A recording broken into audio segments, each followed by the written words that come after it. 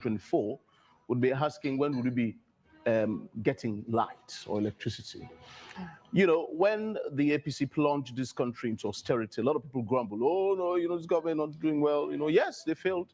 But we thought perhaps with the coming of, you know, so I had never experienced a military rule before. So I was quite hopeful, you know, when our dear president was elected, you know, Brigadier Bio, you know. But I would say with all certainty that now I am disappointed. Not that the president is not a good man. He's a good man. He means well for this country. But I tell you, not everyone would share your vision, even as a president. Right. There are people who are around you who will always tend to sabotage you.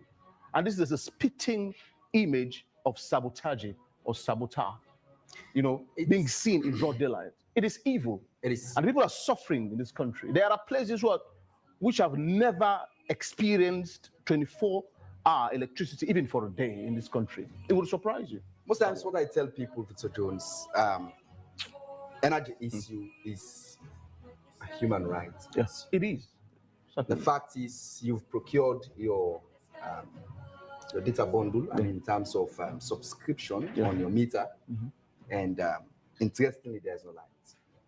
And at the end of the month, you'll be charged for utilization of a meter that you've already procured with your hard-earned cash. Indeed.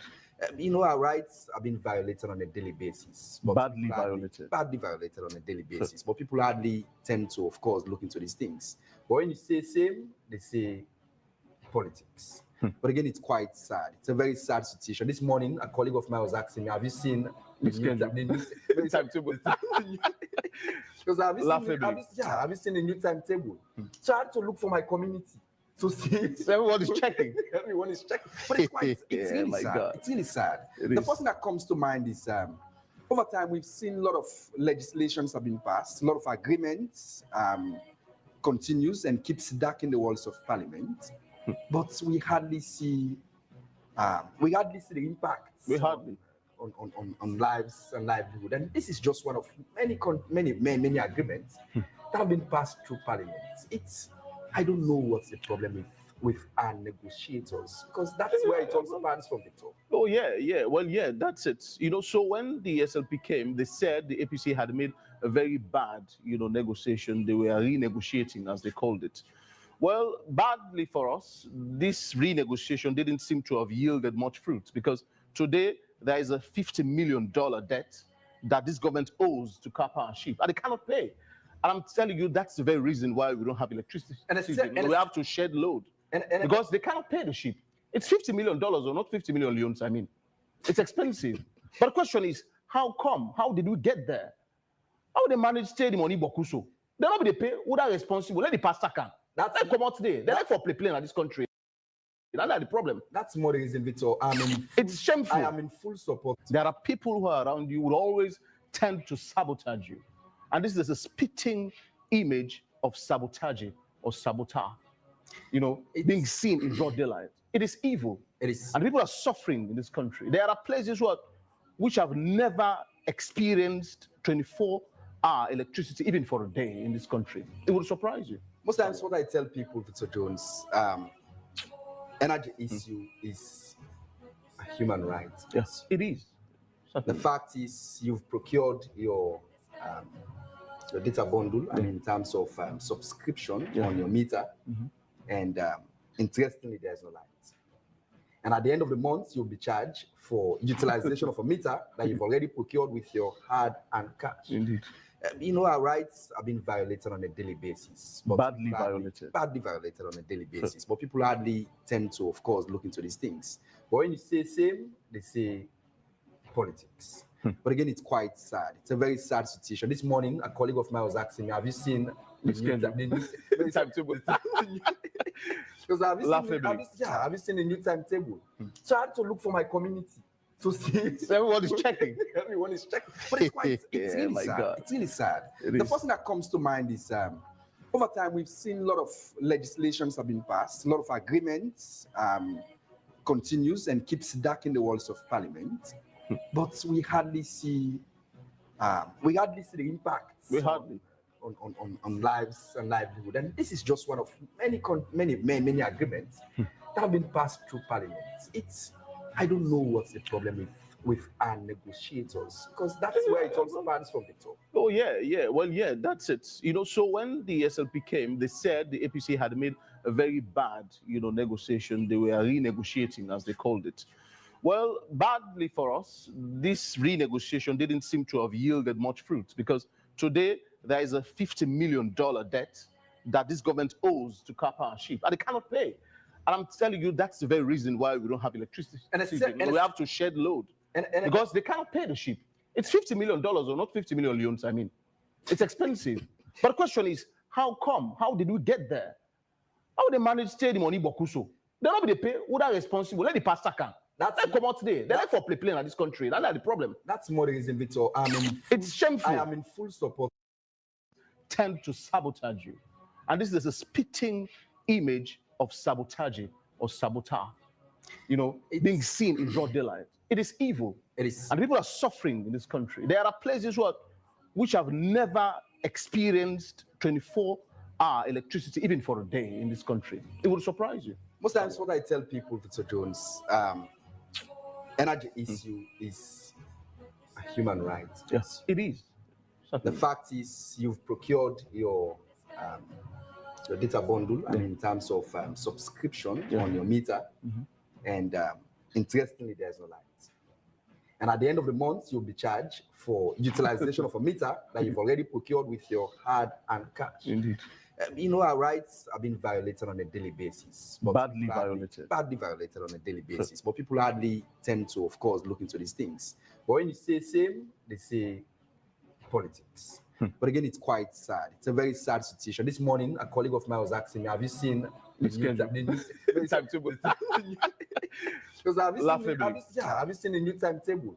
So I had to look for my community to see. Everyone is checking. Everyone is checking. But it's really sad. God. It's really sad. The first thing that comes to mind is over time, we've seen a lot of legislations have been passed, a lot of agreements continues and keeps darkening the walls of parliament. But we hardly see the impact on lives and livelihood. And this is just one of many agreements that have been passed through parliament. I don't know what's the problem with our negotiators, because that's where it all spans from, Victor. Oh, yeah, yeah. Well, yeah, that's it. So when the SLP came, they said the APC had made a very bad, negotiation. They were renegotiating, as they called it. Well, badly for us, this renegotiation didn't seem to have yielded much fruit, because today there is a $50 million debt that this government owes to Kapa and Sheep, and they cannot pay. And I'm telling you, that's the very reason why we don't have electricity. We have to shed load because they cannot pay the sheep. It's $50 million, or not 50 million leones, I mean. It's expensive. But the question is, how come? How did we get there? How they manage to pay the money Bokuso? They're not going to pay. Who are responsible? Let the pastor can. They come out today. They're like for play in this country. That's the problem. That's more the reason, Victor. It's shameful. I am in full support of what Kande Koleimkala said. Did say the other day. He said EDSA needs a complete overhaul. How are you collecting monies, and those monies are not reflecting? That's reflecting, man. In the NRA. That's reflecting, man. In the NRA coffers. You see, just imagine. It's quite sad. The brazen corruption happening on the broad daylight. Most times, this is daylight intellectual robbery. It's intellectual robbery to the highest echelon. It stinks to the highest heavens. It's not that it's not that we want to bash. My God, I pity this country, governments or whatsoever the case might be. But it's quite sad. We're Sierra-Leoneans. Some of us, we don't get that. Come on, the man, they come out to go save light today. I'm afraid for going house back, for go sleep in my own place. My skis have bet me. That poor Malay found you on the net. Man, no get money. You are let Malay kill person back on the net. I'm afraid for going house back, for go sleep in my own place. My skis have bet me. That poor Malay found you on the net. Man, no get money. You are let Malay kill person back on the net. Man, they hustle, they fight hard for live to a very, very excruciating, economy. And still you are subjecting us to more excruciating pains, excruciating difficulties. Oh my God. At times I wish I hadn't been born in this country. But again, that would sound very unpatriotic. That's another thing. Especially for a patriot like myself, So I would dare not say that. But what I would say is I am grossly disappointed in all of the government that have ruled this country since independence. It is shameful. And you know the problem? When they opposition, they sabi. Now, let me tell you, if you ask the APC, they will tell you the problem to fixing this issue, the solution to fixing this issue. But when they are in, they cannot. And what I saw Sunday on AYB on Sunday is two clueless factions trying to battle brains, you understand, racking their brains on a perfect solution when there is no solution. They cannot fathom what the problem is. What got me... This is shameful. What got me bamboozled the other day is the submissions from the chairman of the parliamentary committee on energy. It was like Silent is not the only country that is owing debt to Kappa ship. I was like, come on. Even Ghana is owing debt, in amounts that is almost trillions or whatsoever the case might be. But I was, why always compare ourselves in the negative? Why not compare ourselves in the positive? It's a very malnourished and illogical comparison. That's the time we compare ourselves to other nations. Very illogical but comparison. Of course, when it's something that is positive, we hardly do those comparisons. We hardly do comparison. But again, it is what it is. We just hope situation will change. We pray so. We pray things will get. And since we're in fast month, the period of fasting, both Christians and Muslims are fasting. In Islam, what do they say? Alhamdulillah, and it's until got 10K. So this got 10K, in Christianity. It is well. Glory be to God. But again, a colleague of mine was telling me if things not change, more so during the Ramadan event, you go to additional.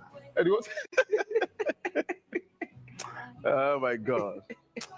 Anyways, today is the 11th day in the month of March 2025. Good morning to you wherever you are, and a pleasant welcome to this edition of your favorite breakfast show. It is Wake Up Sierra Leone, live here on the Africa Young Voices. You're viewing us on channel 33, also listening to us on frequency modulation of 101.7. Our international channel is DSTV, channel 399. As always, we bring you happenings across the country, undertakings and the news breaking wherever you are across the country. My name is Victor Jones. And I'm Samuel Ibrahim Kurma. It's always an exciting moment to say we are indeed on DSTV channel 399. It's indeed a beautiful morning from wherever you're watching us from. Thank you also very much for joining us in this morning's conversation. We're broadcasting live from the top of Tower Island in the heart of beautiful Freetown, Sierra Leone's capital. We encourage you as always to be part of the program simply by dropping us those feedback on our Facebook page into this 2-hour-long conversation. Send us those messages, and it's a must. I will see ways to go through them. First off, we go for a quick commercial break. We take a message from our key sponsor, Rokel Commercial Bank, and same will be followed by other advertisers. Stay tuned. This is Wake Up Sierra Leone. Rokel SIM Copper Plus is an electronic mobile banking application which connects customers to their respective bank accounts through their mobile phones. With Rokel SIM Copper, you can do cash withdrawal, cash deposit, pay for goods, balance inquiry, transfer from RC bank account to another bank account, utility bills payment, buy airtime for GSM phone, request foreign exchange transactions. It is an application that can be used at any time and anywhere within the confines of Sierra Leone, thereby creating 24 hours access to your account. Rokel Commercial Bank, the bank of choice.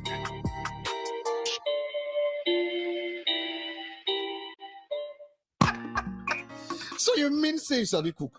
If I cook cassava leaf for you, you go bet your finger. Cassava leaf? Na my favorite places than they do. If not a way you dey in hurry, I for don't cook am for you. Me? They in a hurry? Who you call cassava leaf? Get outside you go. I don't cancel all thing. Go cook. Any problem? Me? Problem. Will I go cook the cassava leaf for you? Wife material. Bamako, 40 yards. Na me.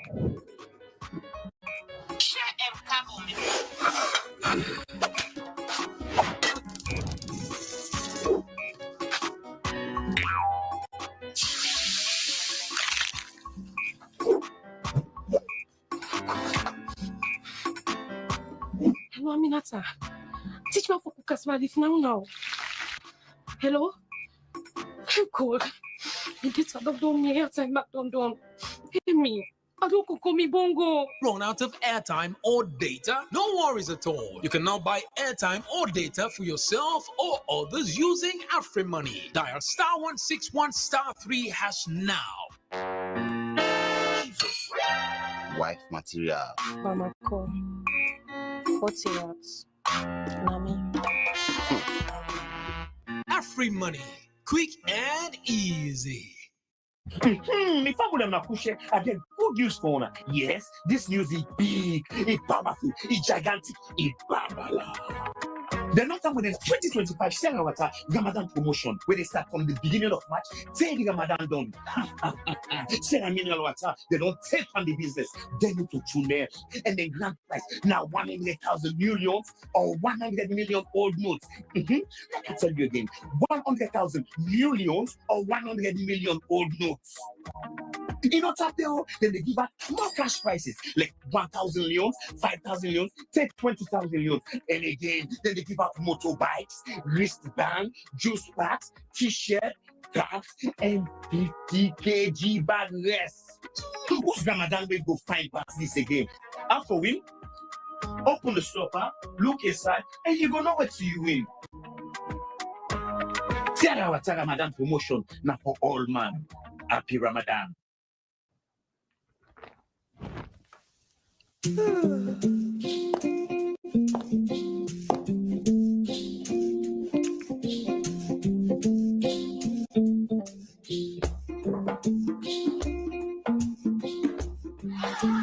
Also, very much for joining us in this morning's conversation. We're broadcasting live from the top of Tower Island in the heart of beautiful Freetown, Syracuse capital. We encourage you as always to be part of the program simply by dropping us those feedback on our Facebook page into this 2-hour-long conversation. Send us those messages, and it's a must-have series to go through them. First off, we go for a quick commercial break. We take a message from our key sponsor, Rokel Commercial Bank, and same will be followed by other advertisers. Stay tuned. This is Wake Up Syracuse. Rokel SIM Copper Plus is an electronic mobile banking application which connects customers to their respective bank accounts through their mobile phones. With Rokel SIM Copper, you can do cash withdrawal, cash deposit, pay for goods, balance inquiry, transfer from RC bank account to another bank account, utility bills payment, buy airtime for GSM phone, request foreign exchange transactions. It is an application that can be used at any time and anywhere within the confines of Sierra Leone, thereby creating 24 hours access to your account. Rokel Commercial Bank, the bank of choice.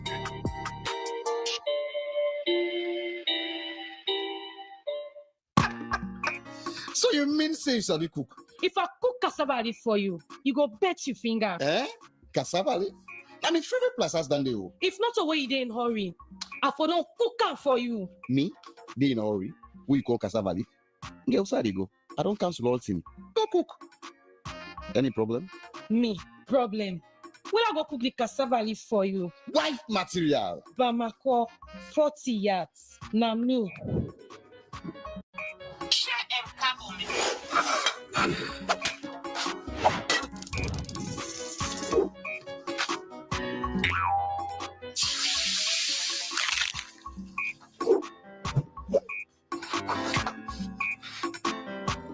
Hello, Aminata. Teach me how to cook cassava leaf now. Hello? I'm cold. You get out of me airtime back down. Hey me. I don't cook me bongo. Run out of airtime or data? No worries at all. You can now buy airtime or data for yourself or others using AfriMoney. Dial *161*3# now. Jesus. Wife material. Bamako, 40 yards. Nami. AfriMoney, quick and easy. If I would have not pushed it, I get good news for her. Yes, this news is big, it's powerful, it's gigantic, it's barbara. The not time with the 2025 Sarah Water Ramadan promotion, where they start from the beginning of March, take the Ramadan done. Sarah Mineral Water, they don't take on the business, they need to tune there. And then grand price, now 100,000 millions or 100 million old notes. Let me tell you again, 100,000 millions or 100 million old notes. You know, tap there, then they give out more cash prices, like 1,000 leons, 5,000 leons, take 20,000 leons. And again, then they give out motorbikes, wristband, juice packs, t-shirt, caps, and 50 kg bag rest. Who's Ramadan will go find past this again? After win, open the stopper, look inside, and you gonna know what you win. Tiara Wata Ramadan promotion, now for all man. Happy Ramadan. Of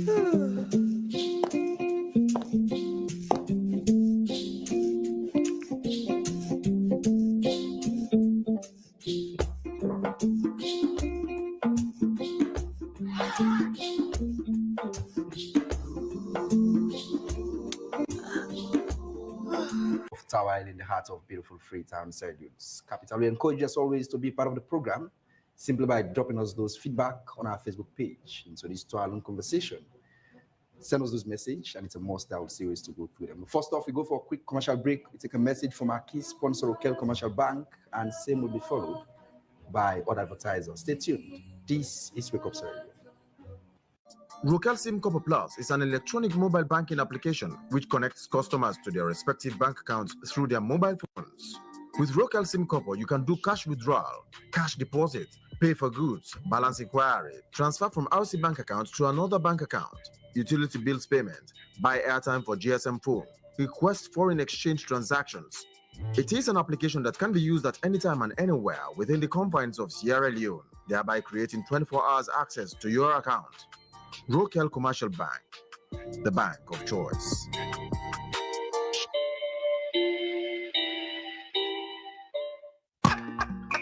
So you mean say you sabi cook? If I cook cassava leaf for you, you go bet your finger. Eh? Cassava leaf?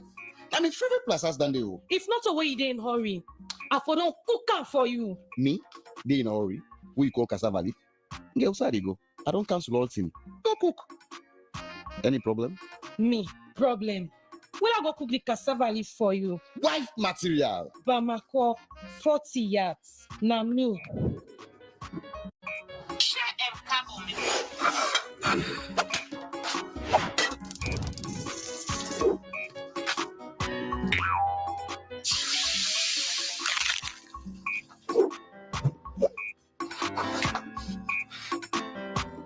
Hello, Aminata. Teach me how to cook cassava leaf now. Hello? I'm cold. You did sort of don't me outside McDonald's. Hey me. I don't cook me bongo. Run out of airtime or data? No worries at all. You can now buy airtime or data for yourself or others using AfriMoney. Dial *161*3# now. Jesus. Wife material. Bamako, 40 yards. Nami.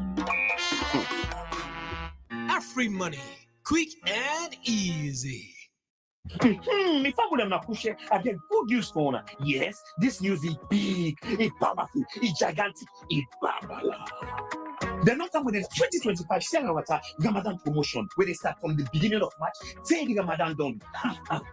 Sierra Mineral Water, they don't take on the business, they need to tune there. And then grand price now 100,000 millions or 100 million old notes. Let me tell you again, 100,000 millions or 100 million old notes. You know, tap there, then they give out more cash prices like 1,000 leons, 5,000 leons, say 20,000 leons. And again, then they give out motorbikes, wristband, juice packs, t-shirt, caps, and 50 kg bag rest. Who's Ramadan will go find past this again? After win, open the stopper, look inside, and you go know what you win.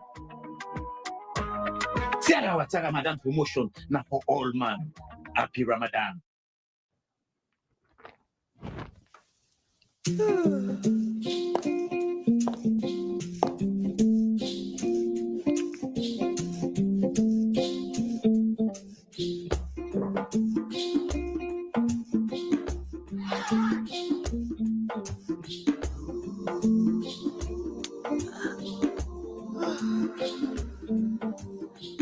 Feels good to see your face again. It's been a very crazy day. The joyous feeling in the air when rain falls on a sunny day. Happy, yeah.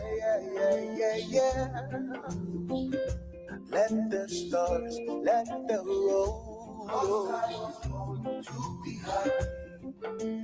Enjoy life's little pleasures with Maltina. Maltina. Share happiness.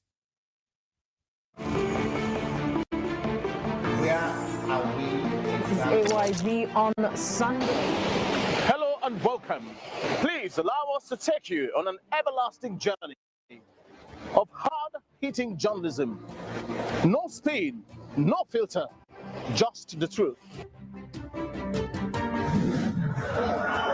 On AYV on Sunday, we ask the questions that many are afraid to ask, and to test the level of sincerity and integrity of the people who have the power to shape our world.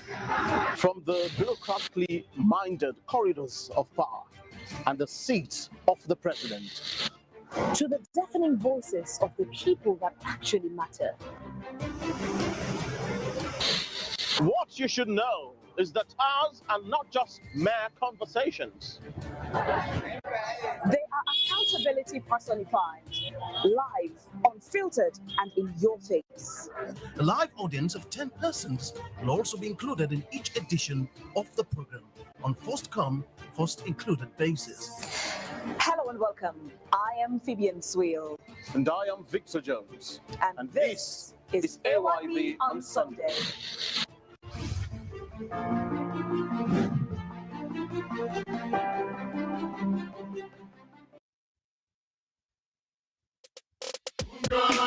Sumambo Pae Nangendef. This is AYV Connect with Africa. We bring you Africa's biggest conversation, entertainment, inspiring stories, and breaking news from across the continent. Through the lens of AYV Connect with Africa, you get to see and have a feel of what it means to come from where we celebrate our cultures, traditions, and heritage. This is where I come from, my one and only home. This is Africa. Join us as we show you the best of the African continent. Come, let we go. I am Abiola from Nigeria, West Africa. Join me as we connect with Africa. Ẹ̀yin tèmi báwo ni o, ṣé wà? I am Kenshin, and this is AYV Connect with Africa, coming to you live from our state-of-the-art studios at Tower Hill, Freetown, Sierra Leone. And this is where we get to share with you what is happening and where it's happening right now. AYV Connect with Africa, coming to you live on DSTV channel 399.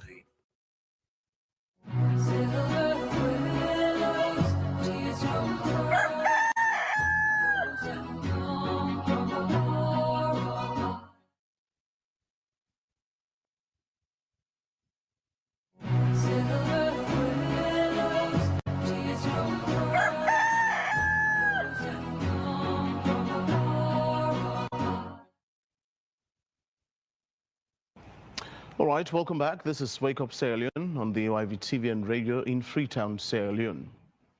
Coming up in the program this morning, we shall be discussing campaign for, of course, Human Rights and Development International Chadi, concerned over the judiciary's failure to adhere to principles of transparency and accountability, which, of course, Chadi does say is critical for any government institution aiming to achieve its objectives, among other things. And also this morning, Dr. Francis Soa Esquire, National Coordinator, Media Reform Coordinating Group, was speaking to us on the official launch of the National Fund for Public Interest Media and its importance to journalism in Sierra Leone. As always, we do encourage you to be part of the program simply by dropping us those comments, questions, and contributions to the show. As we go along, we'll have to go through them. But again, be cautioned that those messages should be tailored as to the issues that we discuss in the program this morning. And now into our first segment, so with Victor will take. Now, the Campaign for Human Rights and Development International, CHADI, has raised concerns over the judiciary's failure to adhere to principles of transparency and accountability, critical for any government institution aiming to achieve its objectives. Now, since October 2024, CHADI said they have formally requested for information on the volume of cases assigned to each magistrate and judge from judiciary to October 2024, invoking the right to access information Act of 2013. However, Chadi said the judiciary has failed to comply with these legal requests, raising serious concerns about the integrity of Sierra Leone's justice system. So this morning, to discuss these concerns, among many other things, in the studio we have been joined by Abdul Fatoma. He is Chief Executive Chadi, and of course flanked by Francis More, who is Public Relations Officer 2 of the Judiciary of Sierra Leone. Good morning, gentlemen. It's a pleasure having you. Good morning. Good morning. Thanks for having me. Good morning, and always pleased to be here. Indeed. From what I've just read, it appears as though you're quite a bitter man about the judiciary. No, we are not bitter with the judiciary. We want to work, and we're working with the judiciary to ensure that the judiciary work within its obligation by the Constitution of Sierra Leone and all the law that the judiciary is subject to.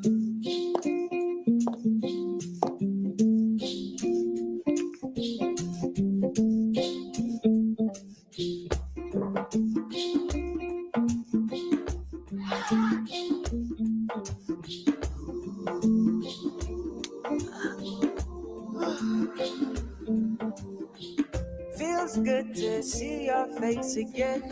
It's been a very crazy day. The joyous feeling in the air when rain falls on a sunny day. Happy, yeah.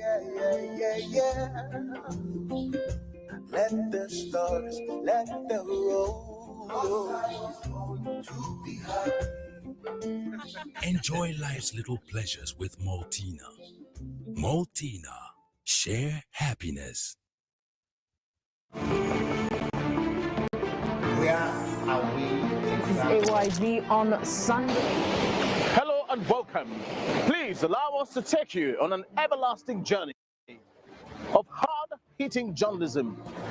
No spin, no filter, just the truth. On AYV on Sunday, we ask the questions that many are afraid to ask, and to test the level of sincerity and integrity of the people who have the power to shape our world. From the bureaucratically minded corridors of power and the seat of the president, to the deafening voices of the people that actually matter. what you should know is that ours are not just mere conversations. They are accountability personified, live, unfiltered, and in your face. A live audience of 10 persons will also be included in each edition of the program on first come, first included basis. Hello and welcome. I am Phoebian Sweel. And I am Victor Jones. And this is AYV on Sunday.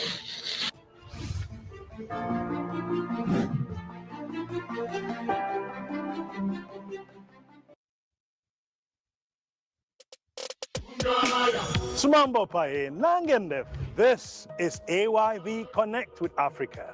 We bring you Africa's biggest conversation, entertainment, inspiring stories, and breaking news from across the continent. Through the lens of AYV Connect with Africa, you get to see and have a feel of what it means to come from where we celebrate our cultures, traditions, and heritage.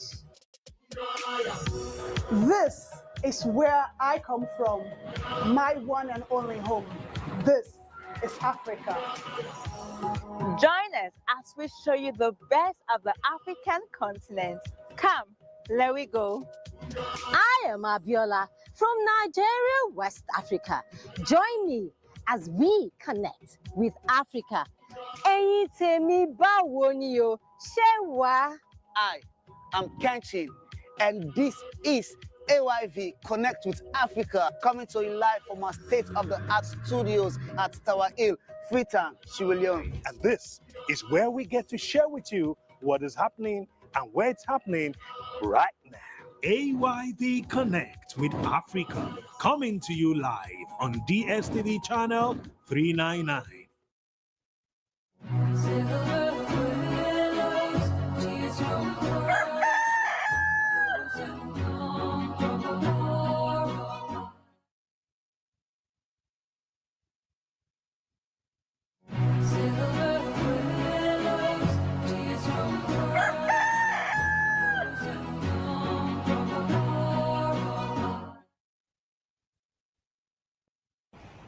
All right, welcome back. This is Wake Up Sierra Leone on the AYV TV and radio in Freetown, Sierra Leone. Coming up in the program this morning, we shall be discussing campaign for, of course, Human Rights and Development International Chadi, concerned over the judiciary's failure to adhere to principles of transparency and accountability, which, of course, Chadi does say is critical for any government institution aiming to achieve its objectives, among other things. And also this morning, Dr. Francis Soa Esquire, National Coordinator, Media Reform Coordinating Group, was speaking to us on the official launch of the National Fund for Public Interest Media and its importance to journalism in Sierra Leone. As always, we do encourage you to be part of the program simply by dropping us those comments, questions, and contributions in the show. As we go along, we'll have to go through them. But again, be cautioned that those messages should be tailored as to the issues that we discuss in the program this morning. And now into our first segment, so with Victor Rote. Now, the Campaign for Human Rights and Development International, CHADI, has raised concerns over the judiciary's failure to adhere to principles of transparency and accountability, critical for any government institution aiming to achieve its objectives. Now, since October 2024, CHADI said they have formally requested for information on the volume of cases assigned to each magistrate and judge from Judiciary to October 2024, invoking the Right to Access Information Act of 2013. However, CHADI said the judiciary has failed to comply with this legal request, raising serious concerns about the integrity of Sierra Leone's justice system. So this morning, to discuss these concerns, among many other things, in the studio we have been joined by Abdul Fatoma. He is Chief Executive CHADI, and of course flanked by Francis Moray, who is Public Relations Officer 2 of the Judiciary of Sierra Leone. Good morning, gentlemen. It's a pleasure having you. Good morning. Good morning. Thanks for having me. Good morning, and always pleased to be here. Indeed. From what I've just read, it appears as though you're quite a bitter man about the judiciary. No, we are not bitter with the judiciary. We want to work, and we're working with the judiciary to ensure that the judiciary work within its obligation by the Constitution of Sierra Leone and all the law that the judiciary is subject to. And so with that, we want the judiciary.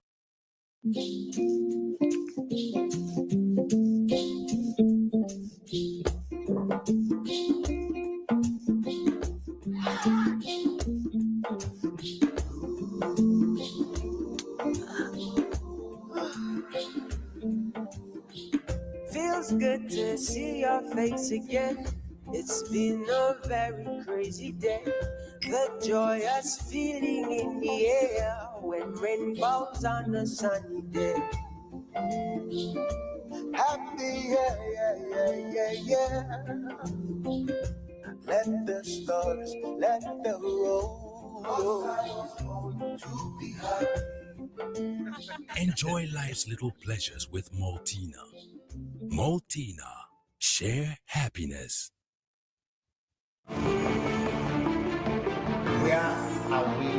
This is AYV on Sunday. Hello and welcome. Please allow us to take you on an everlasting journey of hard-hitting journalism. No spin, no filter, just the truth. On AYV on Sunday, we ask the questions that many are afraid to ask, and to test the level of sincerity and integrity of the people who have the power to shape our world. From the bureaucratically minded corridors of power and the seat of the president, to the deafening voices of the people that actually matter. What you should know is that ours are not just mere conversations. They are accountability personified, live, unfiltered, and in your face. A live audience of 10 persons will also be included in each edition of the program on first come, first included basis. Hello and welcome. I am Phoebe Sweel. And I am Victor Jones. And this is AYV on Sunday.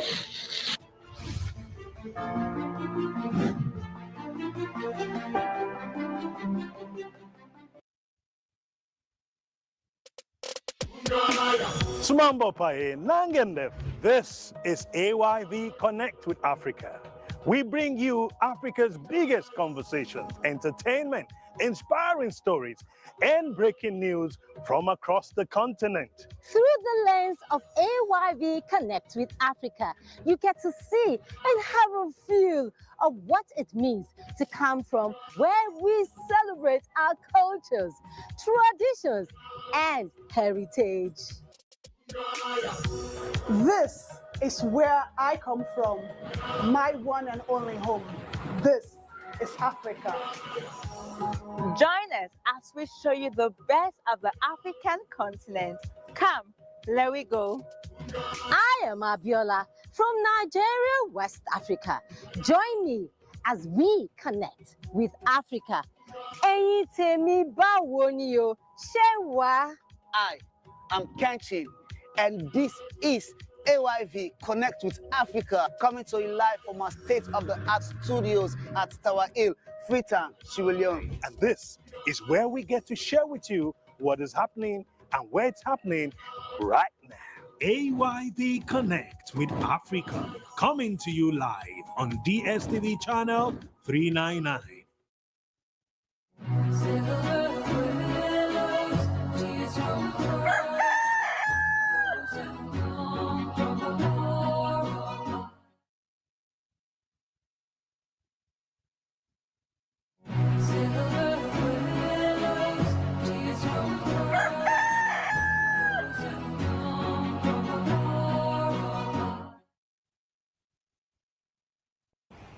All right, welcome back. This is Wake Up Sierra Leone on the AYV TV and radio in Freetown, Sierra Leone. Coming up in the program this morning, we shall be discussing campaign for, of course, Human Rights and Development International Chadi, concerned over the judiciary's failure to adhere to principles of transparency and accountability, which, of course, Chadi does say is critical for any government institution aiming to achieve its objectives, among other things. And also this morning, Dr. Francis Soa Esquire, National Coordinator, Media Reform Coordinating Group, will be speaking to us on the official launch of the National Fund for Public Interest Media and its importance to journalism in Sierra Leone. As always, we do encourage you to be part of the program simply by dropping us those comments, questions, and contributions on the show. As we go along, we'll have to go through them. But again, cautioned that those messages should be tailored as to the issues that we discuss in the program this morning. And now into our first segment with Victor Rote. Now, the Campaign for Human Rights and Development International, CHADI, has raised concerns over the judiciary's failure to adhere to principles of transparency and accountability, critical for any government institution aiming to achieve its objectives.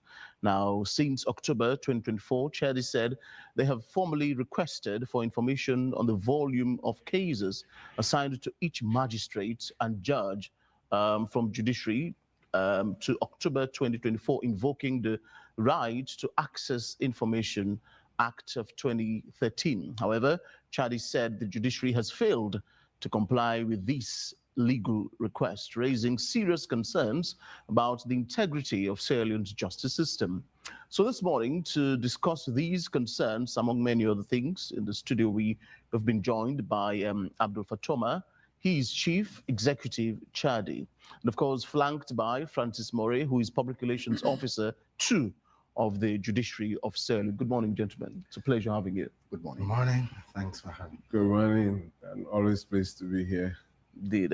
From what I've just read, it appears as though you're quite a bitter man about the judiciary. We are not bitter with the judiciary. We want to work, and we're working with the judiciary to ensure that the judiciary work within its obligation by the Constitution of Sierra Leone and all the law that the judiciary is subject to. And so with that, we want a judiciary that the people of this country will have confidence in, will have trust in.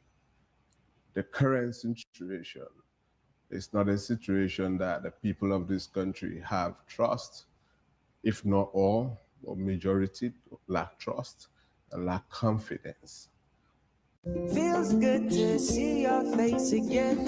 It's been a very crazy day. The joyous feeling in the air when rain falls on a sunny day. Happy, yeah. Let the stars, let the road to be happy. Enjoy life's little pleasures with Maltina. Maltina. Share happiness. Where are we? This is AYV on Sunday. Hello and welcome. Please allow us to take you on an everlasting journey of hard-hitting journalism. No spin, no filter, just the truth. On AYV on Sunday, we ask the questions that many are afraid to ask, and to test the level of sincerity and integrity of the people who have the power to shape our world. From the bureaucratically minded corridors of power and the seats of the president, to the deafening voices of the people that actually matter.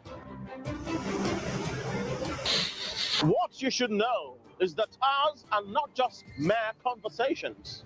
They are accountability personified, live, unfiltered, and in your face.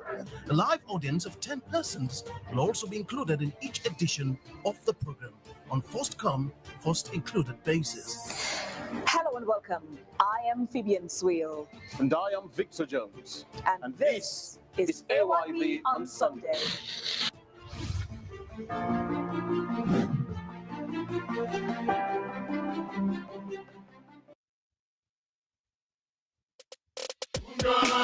Sumambo Pae Nangendef. This is AYV Connect with Africa. We bring you Africa's biggest conversation, entertainment, inspiring stories, and breaking news from across the continent. Through the lens of AYV Connect with Africa, you get to see and have a feel of what it means to come from where we celebrate our cultures, traditions, and heritage. This is where I come from, my one and only home. This is Africa. Join us as we show you the best of the African continent. Come, let we go. I am Abiola from Nigeria, West Africa. Join me as we connect with Africa. Ẹ̀yin tèmi báwo ni o, ṣé wà? I am Kenshin, and this is AYV Connect with Africa, coming to you live from our state-of-the-art studios at Tower Hill, Freetown, Sierra Leone. And this is where we get to share with you what is happening and where it's happening right now. AYV Connect with Africa, coming to you live on DSTV channel 399.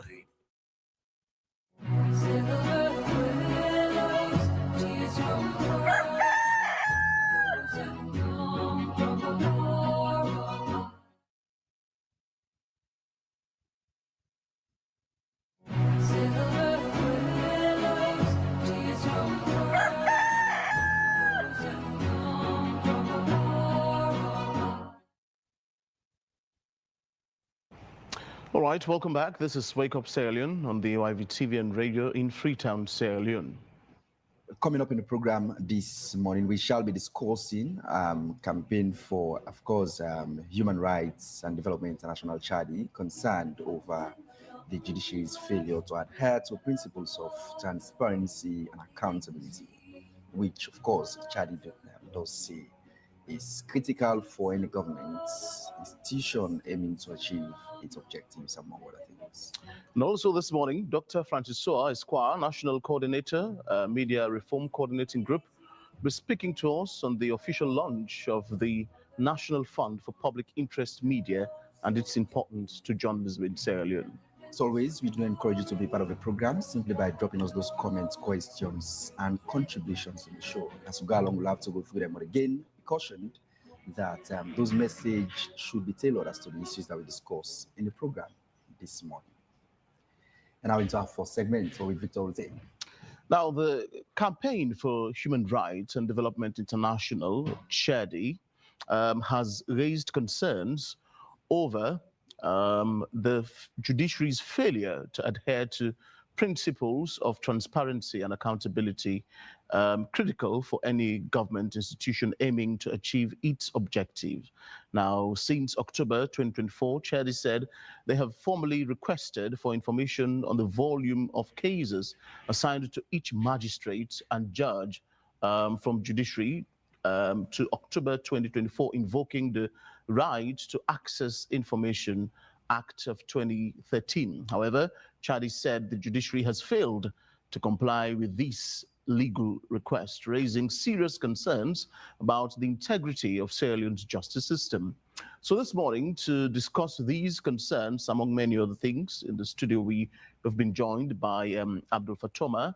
He is Chief Executive CHADI, and of course flanked by Francis Moray, who is Public Relations Officer 2 of the Judiciary of Sierra Leone. Good morning, gentlemen. It's a pleasure having you. Good morning. Good morning. Thanks for having me. Good morning, and always pleased to be here. Indeed. From what I've just read, it appears as though you're quite a bitter man about the judiciary. No, we are not bitter with the judiciary. We want to work, and we're working with the judiciary to ensure that the judiciary work within its obligation by the Constitution of Sierra Leone and all the law that the judiciary is subject to. And so with that, we want a judiciary that the people of this country will have confidence in, will have trust in. The current situation is not a situation that the people of this country have trust, if not all, or majority lack trust and lack confidence. I mean, we go to history, we have a vivid evidence. The Truth and Reconciliation Commission's report clearly spells that. And most of the things highlighted from the Truth and Reconciliation report are still visible within the corridors of the judiciary of Sierra Leone. We are not bitter. We are calling out the judiciary to actually represent the interests of the people of this country. We ask for a simple thing, which the Constitution of this country mandates the judiciary to comply to. One, the IRC Act is a law of this country, and the information we requested for, these are public interest information that will guide not only civil society organizations, journalists, and members of the public. And the other information, we urge them to also do a proactive disclosure is of interest to any litigant or any citizen. If the young man here from the judiciary misbehave, if, I use if, I'm not saying he misbehave, you can only be able to file in a proper complaint when you know the code of conduct of judicial officials of the judiciary. If a litigant goes to the court and the court officials misbehave, you can only use the code of conduct to make a complaint, to raise issue. Otherwise, you may be speculating certain things that you are expecting, that this is how and when a judicial official should behave. And later, you'll be corrected. The next thing, ignorance of excuse. I mean, ignorance is not an excuse, right? So you will get frustrated. So we ask them to upload the code of conduct of the judiciary on their website. They ignored that for a while. the acting CJ, he was there when we did that. He left without even having a courtesy to acknowledge receipt of our request. And Right to Access wrote them, they never responded to both our institution and a state institution. It was later, from October, and they get back to us this year. That was last month, February, and telling us that they are working on transition. That's what the letter stated. And they now acknowledge receipt of our letter. They're looking into our request, but their website is not up and running based on the letter. I can share that letter with you guys. And when their website will be up and running, they will upload this information. I mean, that means the code of conduct. So if the judiciary is shying away to actually tell people that the discrepancies in figures, either, I know three of them, I've paid three of them, on national radio and national television. You may not even know who you'll be meeting with among the three. So this one will give you figures that is quite different than the other figure the other colleague gave from the other program. I have records of programs that I sat with them. And if they want to deny that, I can call the figure that Moray, the other guy, and the other guy. I will bring their own figures and even record, both on AYV, 98.1, Epic, another station. And the outgoing acting Chief Justice, there was a program at State House. I attended that event. He gives the catalog of cases that were before the court by them, because I think the State House wanted both the executive arm, the legislative arm, and the executive to give an update of President Bio administration. So, and now we have asked, under the law, not outside of the law, can you please help us?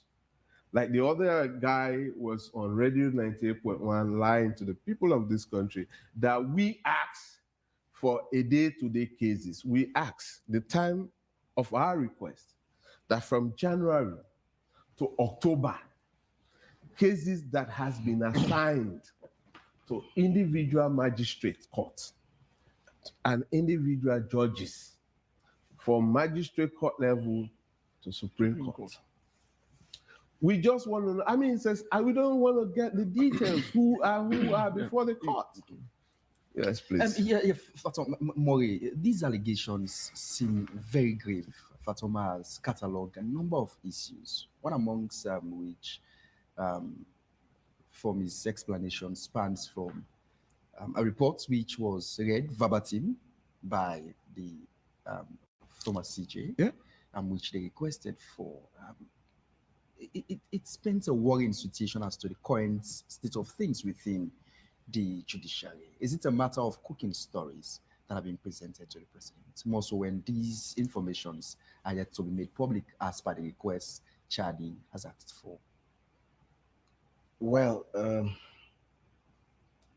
as a law-abiding institution that derives its authority from the ground norm that governs this nation, which is the 1991 Constitution, we are minded to discharge our duties with fairness, independence, and impartiality, as stated in sections 120, 123 of the Constitution of Sierra Leone. Now, the Constitution is clear on what our mandate is, in as much as we are minded to comply with all the laws that have been enacted within this jurisdiction. Our primary function, our primary objective is that we administer justice to the length and breadth of this country in an expeditious manner. So we are minded to concentrate on that wholly and solely, while we acknowledge that there are other democratic requirements through legislations that ought to be met, which is one vehicle that Mr. Fatoma has planned.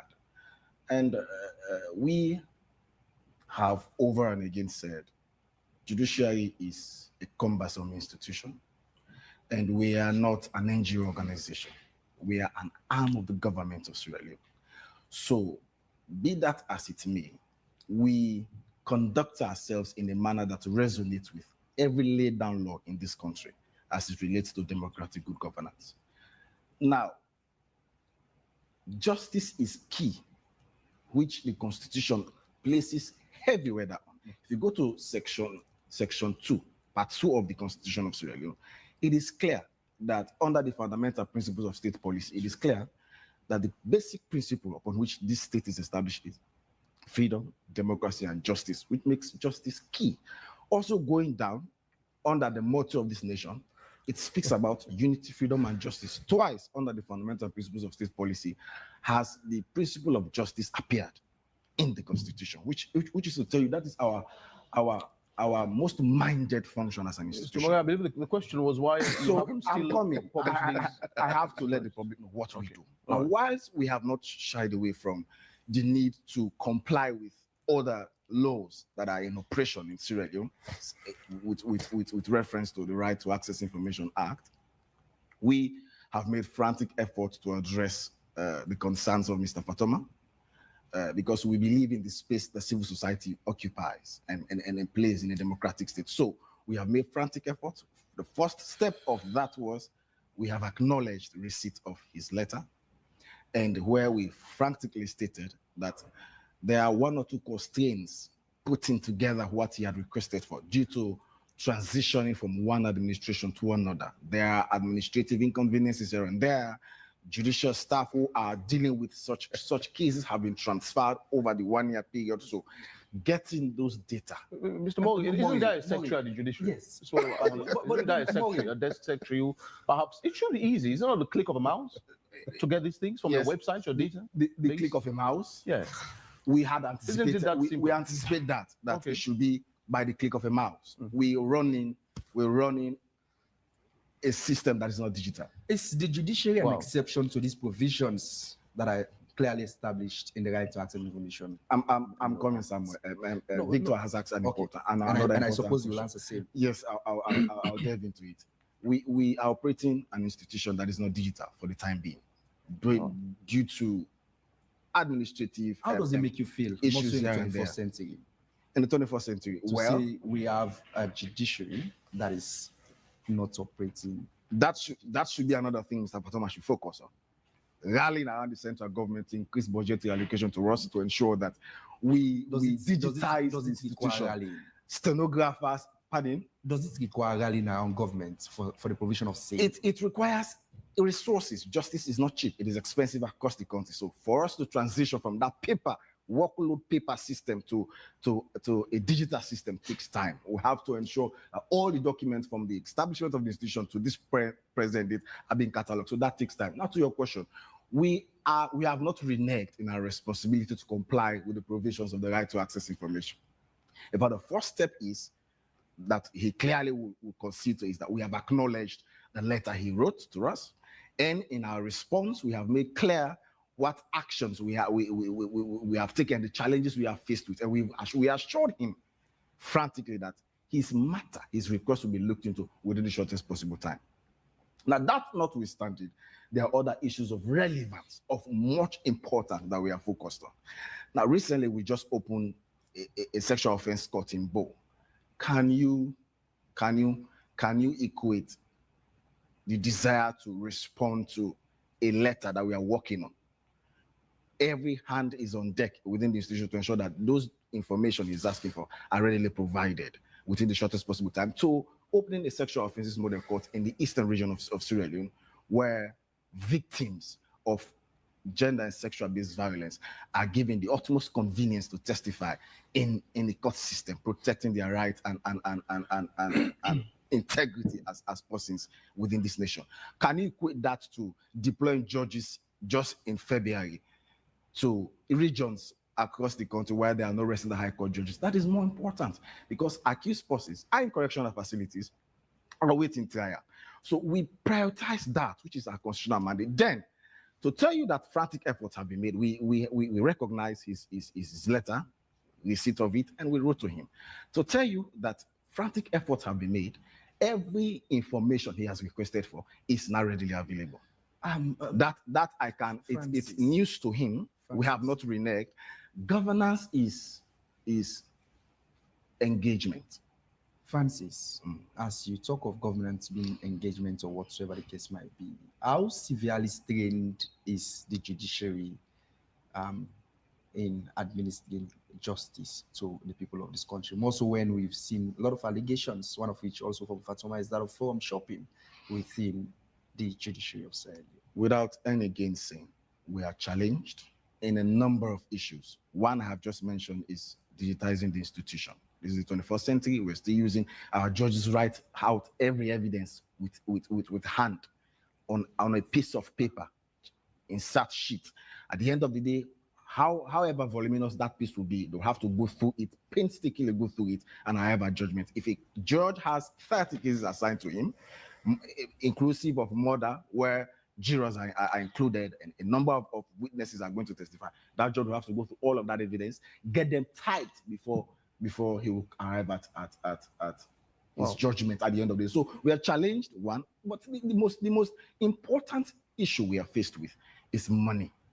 It is money. If you equate what comes to the judiciary as against what goes to the other two arms of the government of Sierra Leone, it is a cause of concern.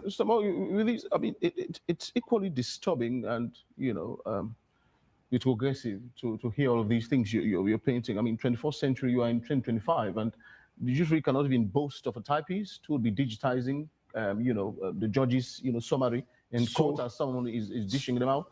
What I wanted to ask is, do you feel it's a case of big negligence about the judiciary? Is the government really serious about the rule of law in Sierra Leone? Do you think, in your opinion, given the many problems you have outlined this morning, it seems as though you are cashless as a judiciary? We, in platforms like this, we are minded to say the government is our biggest sponsor, and but that notwithstanding, even the list of no computers and that's notwithstanding, sometimes we have to solicit support from our international partners, like for electronic devices, computers for our judges. We'll reach out to our partners, UNDP, UNICEF, they chip in. But that budgetary allocation is small. As I speak to, we have judges within the institution who do not have vehicles, official vehicles assigned to them. We have magistrates, of course, in the provinces who have to have, in fact, when judges go to the provinces, we hire vehicles from private institutions. We hire vehicles, we pay for the vehicles to take them to the provinces. So without trivializing the relevance of budgetary allocation to the institution, there's much we can do if the funds are really made available. Why do you think we only have the sexual offences model court, for instance, in Kailau and the most recent in Bo?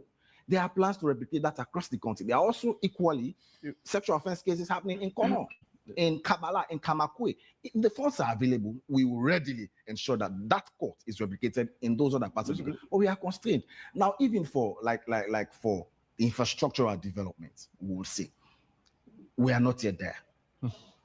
Even within the capital here in Freetown, the traditional court we have there are not enough space. Mr. Moria, I do admire the abacadabra you are playing at the judiciary, but you said earlier that you are a law-abiding institution. Of course. Would you say you are law-abiding when you're flagrantly, denied the right to access information act? We have not a lucid example. No, we have not.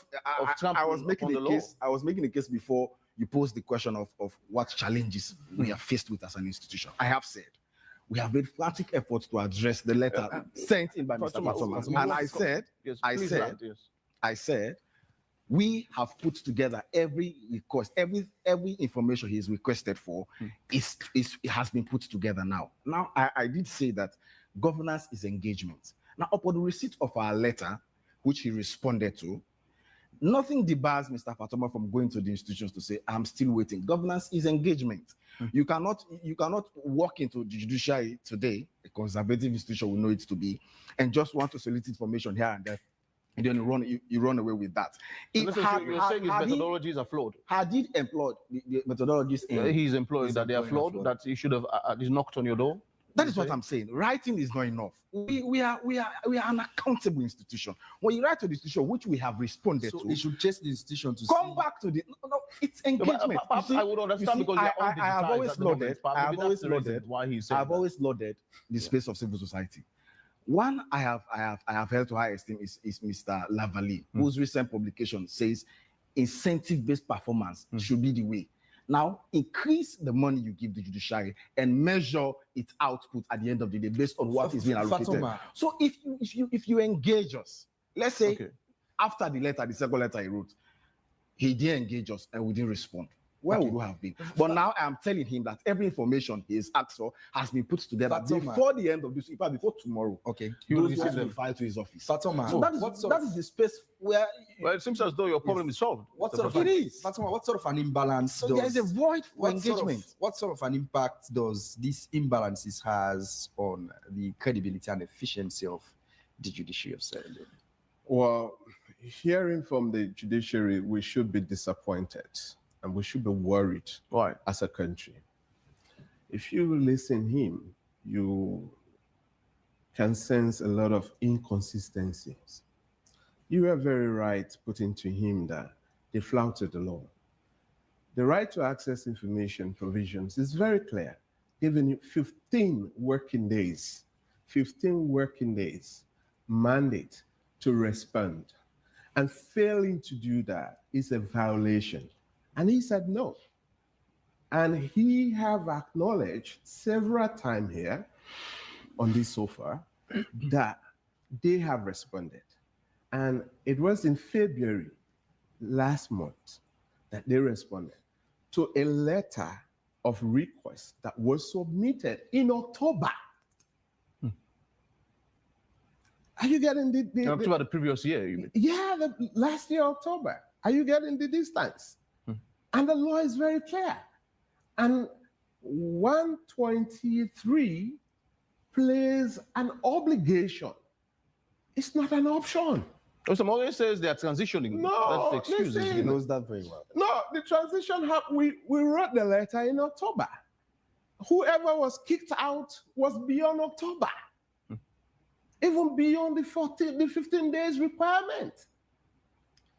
So, do we care about somebody who took an entire report, presented to the president and other cabinet ministers, development partners, civil society, and now they are here telling us that they don't even have computer to work on?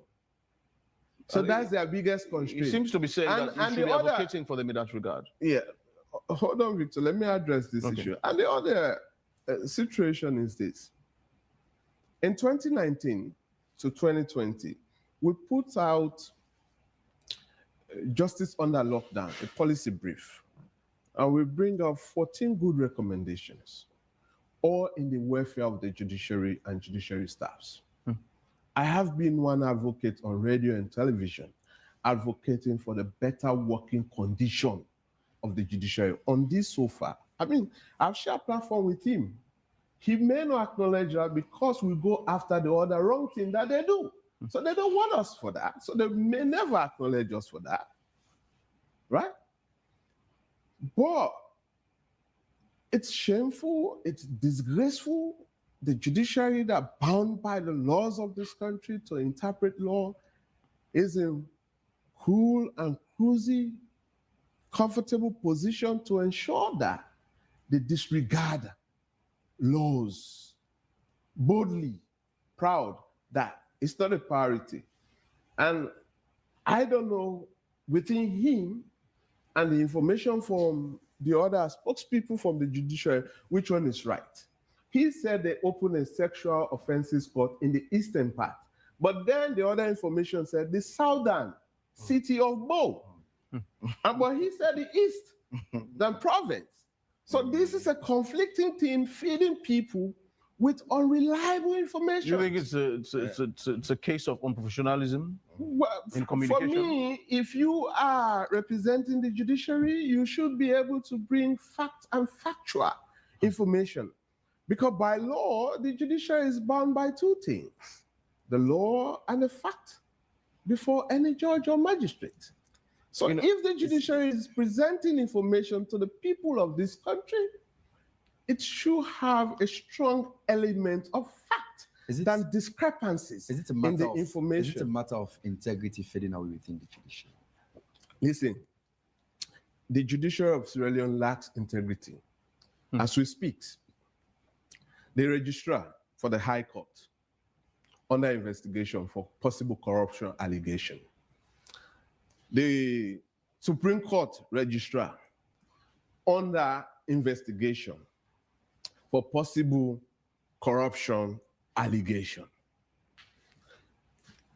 Somebody from the civil registry or the filing room on suspension pending investigation for possible corruption allegation. So, and some of these things, he's aware, he may not say it, and if he don't say it, we go along. If you want to challenge it, I will spill it out, bring it more. If you have people who surround the Chief Justice, before things get to the Chief Justice, have been overwhelmed with massive corrupt allegations, that's a serious integrity challenge. You cannot tell me that's not. Is there a problem of? So when he talked about integrity, let's try to build what we're doing. One of the ways they should have done in complying with laid down laws. Even you give us that thing today, tomorrow, even, I mean, you used to say on programs that with a click of fingers, you guys can produce a data about cases that are before. I mean, you said that, I mean, the other two guys said that as well. We have the recordings. That seems to be right? a problem. So now there is no computerized system of data. So they have to struggle. I mean, you were the one who said on this sofa, this very side I'm sitting now, that look, the judiciary is an institution. Even if the Chief Justice goes today, Samuel, you anchored that program and one of your colleagues, even the Chief Justice goes today, the judiciary should function and operate. Now, letter October, you respond to a letter in February. And even if the acting Chief Justice goes, it goes after October. And here you're telling us that it's transition. The website is not working according to the letter they sent to us. How can you have a judiciary that having a lame or non-functioning website? Is that not a worrying situation? Where do we go for information? Why do I need to knock the door of the judiciary for basic information the laws give me rights to request for? Why do I need to engage with you?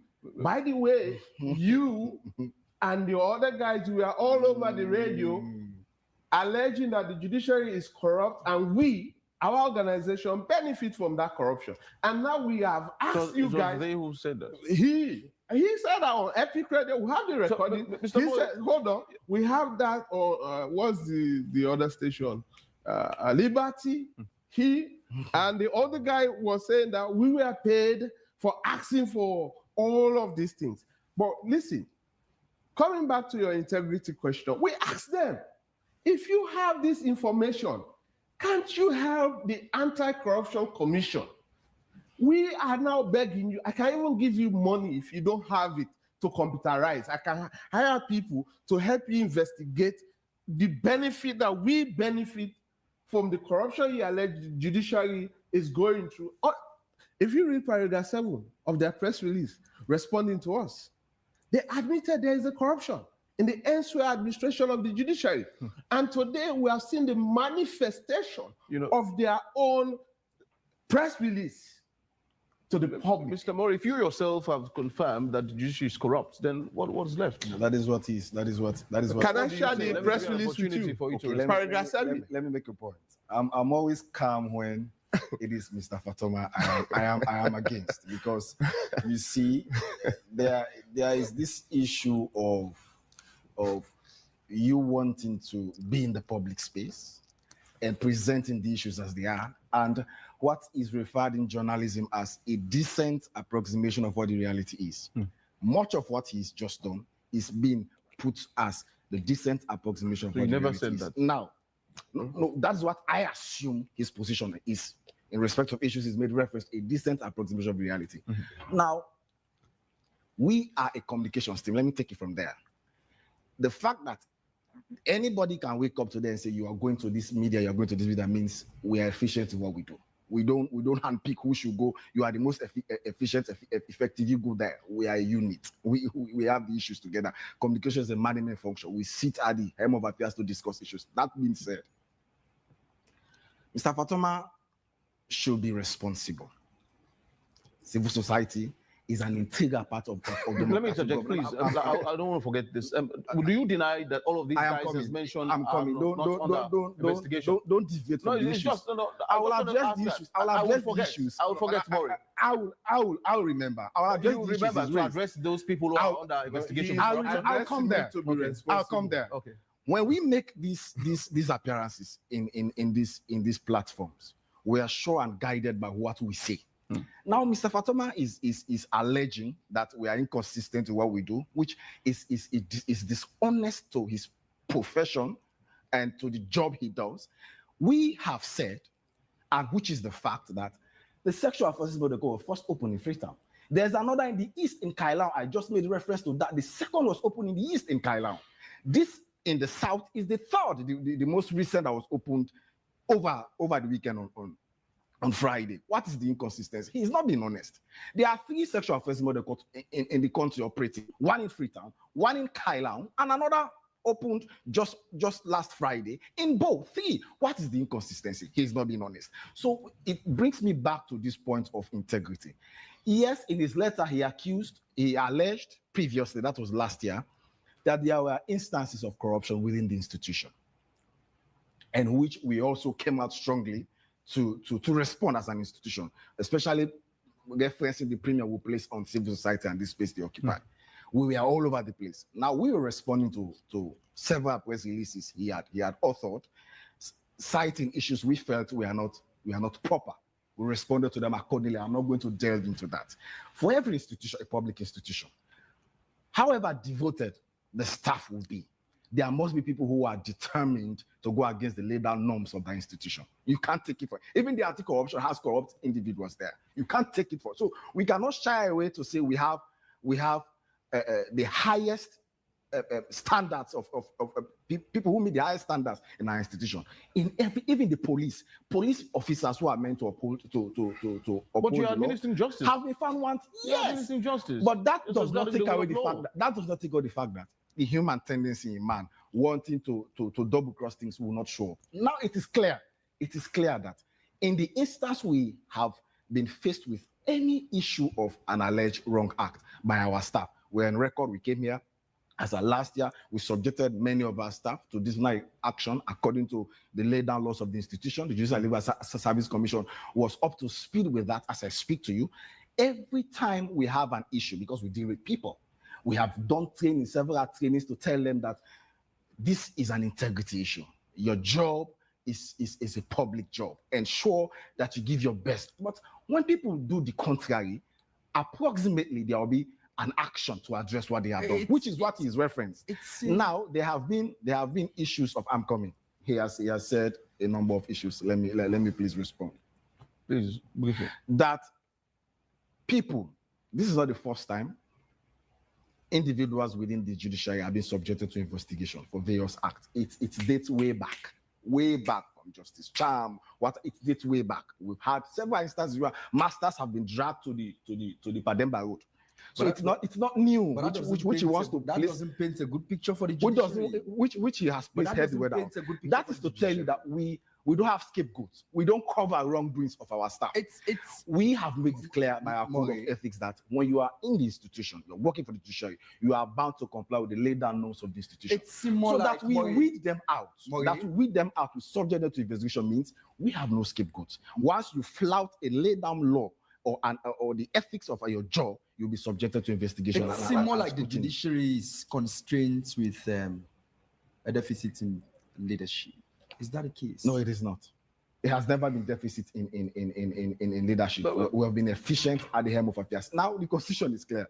The head of the institution is the Chief Justice. The judicial power is vested in the judiciary, headed by the Chief Justice. At every point, we've had the Chief Justice who calls the shot within the institution. These problems most times comes up when there is a lack of true leadership. No, there has never been a lack of most of these problems. There has never been a lack of Mr. Mo, let me just go through some of these things I've read. You know, I took my time quite meticulously. I know the people who are dealing with the judiciary, they're very solid, so you have to be equally prepared. So I read through the internet, and you know, issues like fundamental issue like independence, for instance, you know, the judiciary is still struggling with that, impartiality.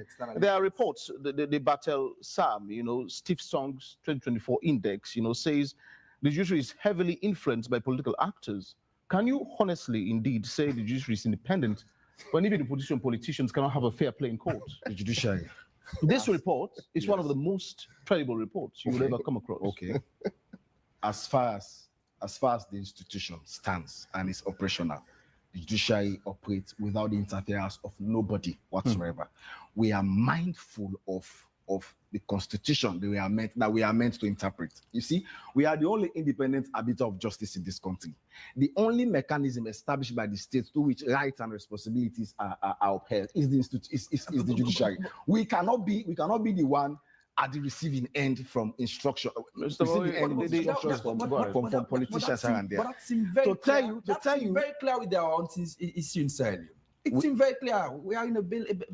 A bill wasn't granted to the lady for such a crime, a misdemeanor, which you and I know doesn't warrant.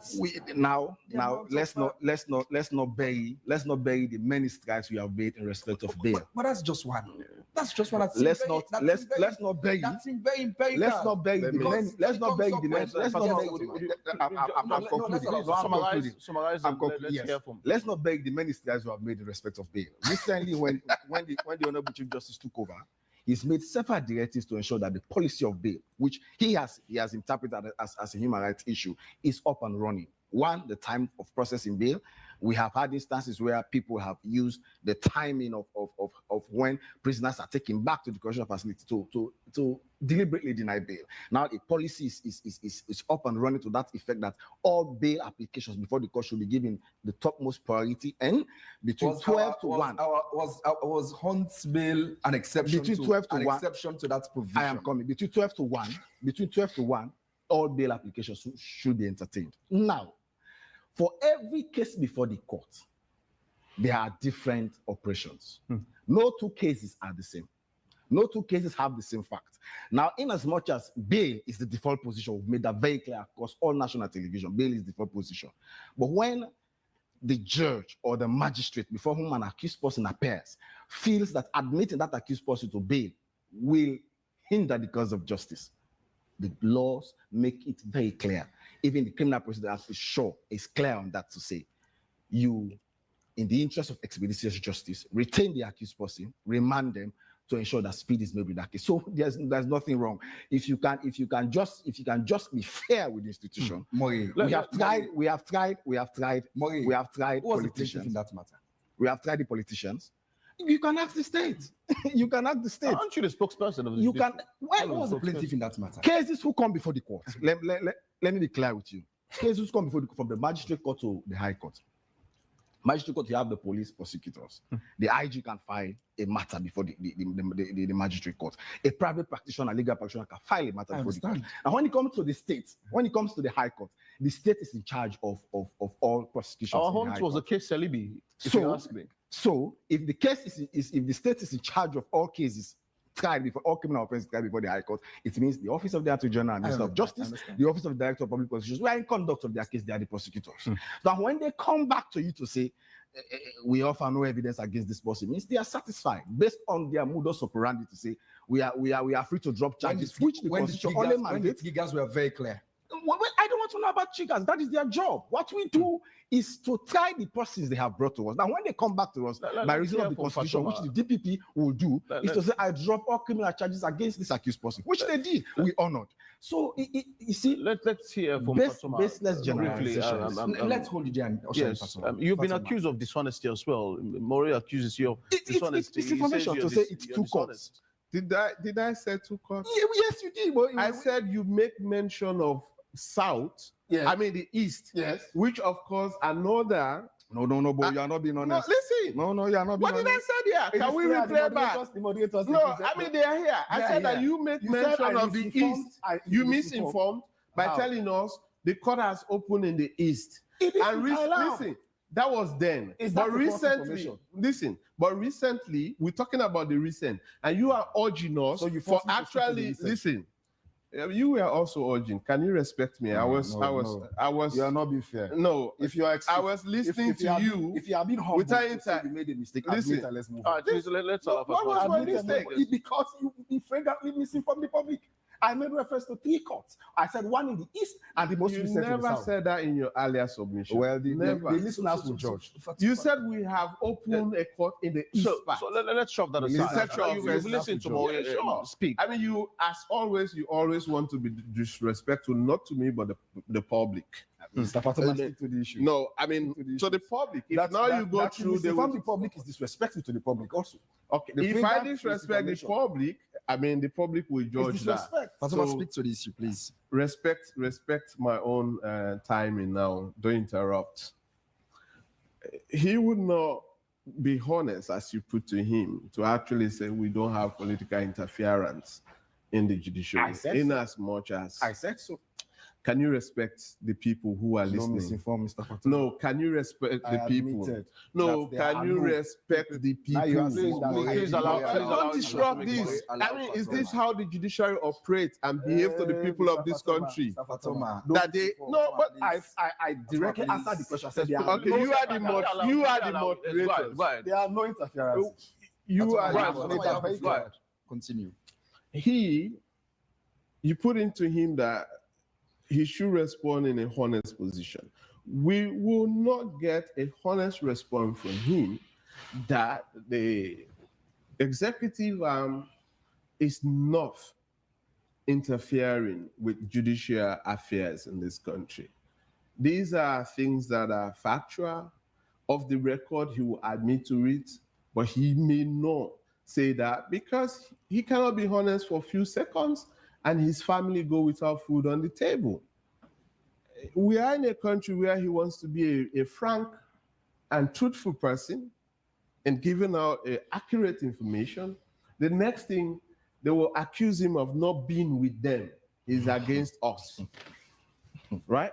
So this is the kind of country. I feel pity for public relations people who work for government institutions in this country because the truth is never their friend. That's the absolute thing. Now, we have a matter. The first lady of this country come up and say, no, I was not even aware of this particular issue, but I'm asking. Good. The same executive arm that supervise the financial activities of the judiciary, that's the office of the AG. It is the same body that brought the matter before the judiciary. And the next morning we woke up, matter that judiciary was denying bail over and over. And now they are well comfortable to discharge and acquit to discharge the matter, right?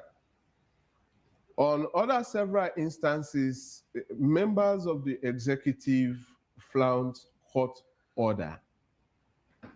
The judiciary will make their order, and because some of these guys are ministers, they actually don't comply.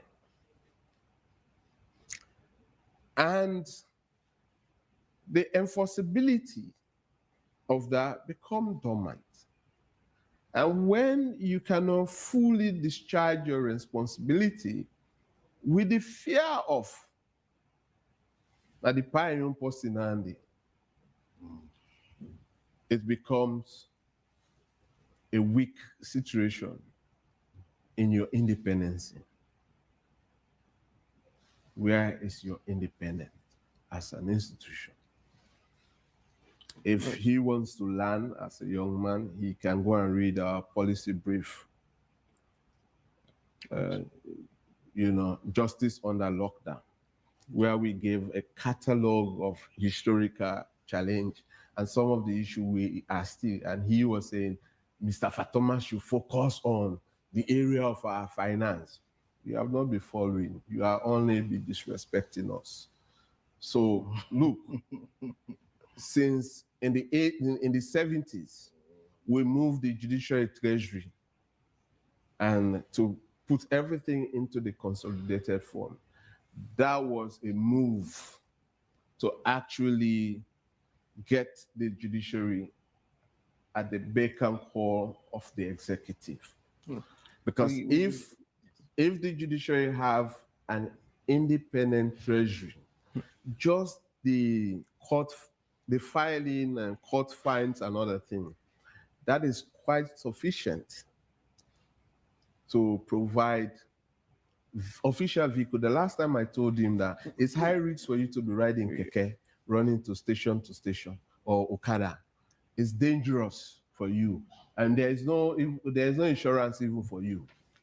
So we should have a judiciary. I've been talking that. I mean, I spoke to the finance minister and other people. We've had barrage of messages on our Facebook page. Okay, It's high time we, of course, just few of them. We don't even have much time. Of course, we're all sharing our videos from that end. First to my end is from Abdullahi Balasharif, who says, hearing from the PRO about they are reluctant to provide access to information to the civil servant, to the civil society organization he was about to say. It's so horrible and unjustified. This is called Sierra Leone Judiciary. This so-called Sierra Leone Judiciary is the main auxiliary and politically financed government institution for the massive corruption. It is so horrible that our national judiciary doesn't have digitalized access to information to the public. Even our low-level information institutions are now digitalized, such as the Bonto blogs, among others. This one is from Streetsman. He says, I think if the judiciary is suspending people on the grounds of corruption, it means the judiciary is working, and they're working hard to fight corruption. If the judiciary is not working, they won't have suspended people who have found wanting on corruption. That a great performance by the judiciary. All I'm saying is that the current Chief Justice is here to work in the best interest of the people. I pray that God will give him the wisdom to succeed in his work and to install justice in the country. My respect to the current Chief Justice of the Republic of Sierra Leone. That's from Swissman. Last for mine is from Abbas Habib Kokabangali, who says, if the judiciary puts their priorities straight, there will be no bad governance in Sierra Leone. And as much as they refuse to be independent because of their corrupt practices, they are very compromising with any government in power. Mosdi is saying, that's my final for this morning, the politicians drive around in the latest and expensive cars, building mansions, and yet cannot provide computers for the most important of places like schools, universities, hospitals, police stations, registrars, and the judiciary. What are these guys doing? Just briefly, a few seconds just to respond to these messages. Maury, you can start. We first and foremost thank the Texans for the concerns and the issues they have raised. I have spoken to every issue Mr. Fatoma has raised this morning. We operate an independent and impartial institution that is devoid of any directive from any executive or quarters. And for the Texans, one was clear to say, well, I've responded to that we are not subject to the directions or control of anybody, to that Texas. To the other person who said, well, that we are naming out people and subjecting them to investigations and inquiries means we detest every form of corruption. That is the position of the institution. This has not been just this movement that it started way back. Everybody who is named to have done something illegal within the institution against our codes of ethics, you'll be subjected to the full force of the law, and where you are found wanting, you'll be dealt with accordingly. We have done that time and over and again. We are determined to be focused on our constitutional mandate, which is to deliver justice to the length and breadth of this country. Whilst we also recognize that it is our place, which is why we have put together the request he's made as an NGO, a civil society organization, to say before the end of this week, every information he has will be made available. That he should be responsible and engage more before he runs to the press to make baseless accusations. Yeah, Fatoma, quickly. Seems your prayers have been answered. When the judiciary becomes very irresponsible and reckless with handling sensitive issues to the people of this country, it's worried.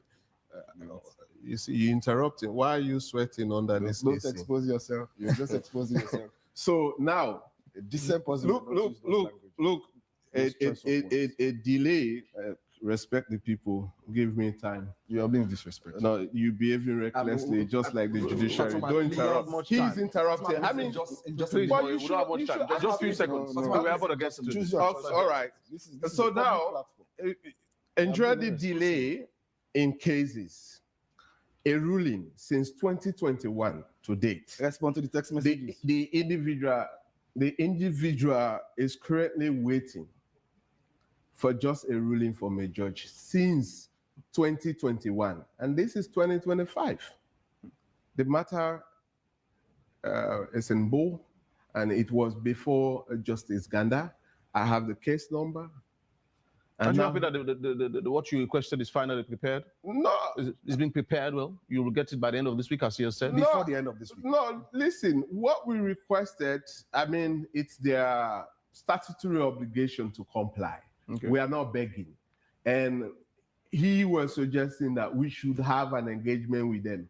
Sending a letter is an engagement. I don't know which order. That letter is taking a step further. No, listen, if we send a letter, you have the responsibility to reply. If you want to engage us, invite us in your response. We can sit with you. It was asking that to chase them in the No, but we can't do that. If that is what given we that consider for being irresponsible or not being responsible, we are fine with that. We want to thank you very much indeed, gentlemen, for gracing our program this morning. It's been quite interactive. It's been two guys, Mr. Mori from the Judiciary of Sierra Leone, and of course, Fatoma from Chadi.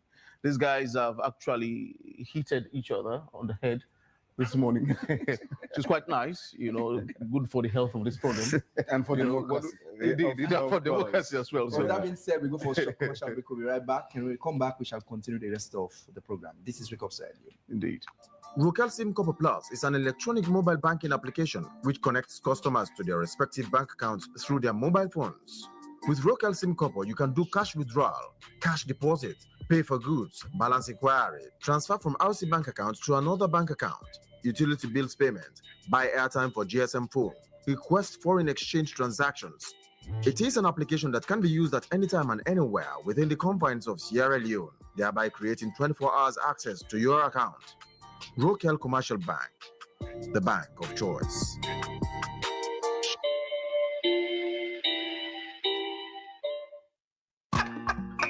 So you mean say you sabi cook? If I cook cassava leaf for you, you go bet your finger. Cassava leaf? I mean, favorite places than they will. If not a way you dey in hurry, I for don't cook am for you. Me? They in a hurry? We call cassava leaf? Get outside you go. I don't cancel all thing. Go cook. Any problem? Me? Problem. When I go cook the cassava leaf for you? Wife material. Bamako, 40 yards. Na me.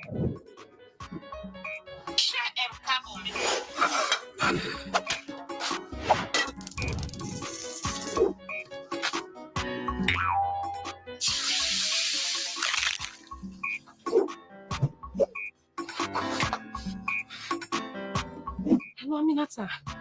Teach me how to cook cassava leaf now. Hello? I'm cold. You get out of me airtime back down. Hey me.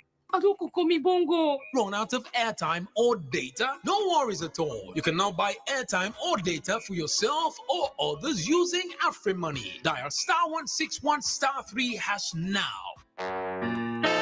Jesus. Wife material. Bamako. 40 watts. Nami. Afri-Money. Quick and easy. The next one, as soon as they will call me. All hail the Queen, Miss Hailey Sumana.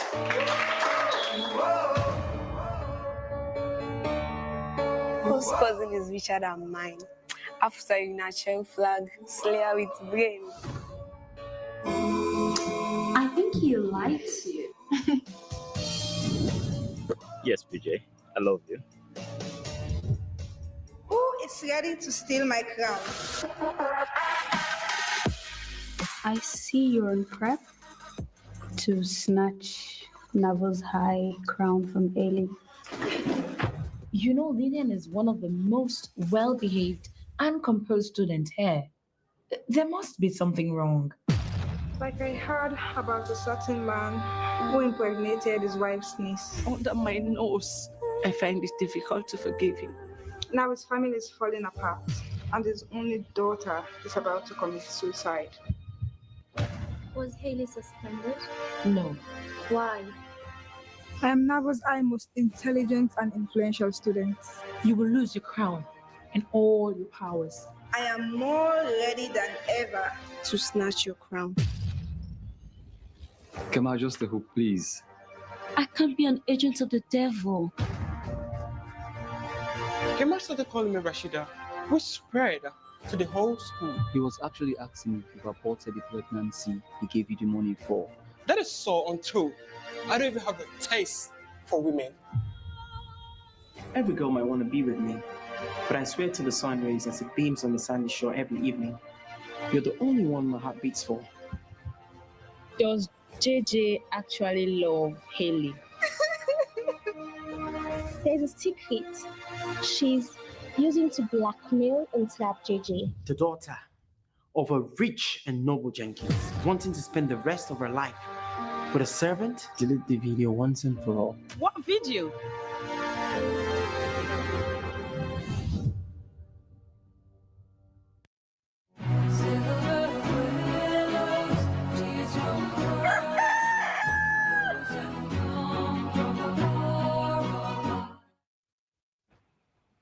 Welcome back. You're still watching Wake Up Saturday on YV television on channel 33 on Radio 101.7 FM. Don't forget to send us those comments, questions, and contributions, and as we go along with series to go through them.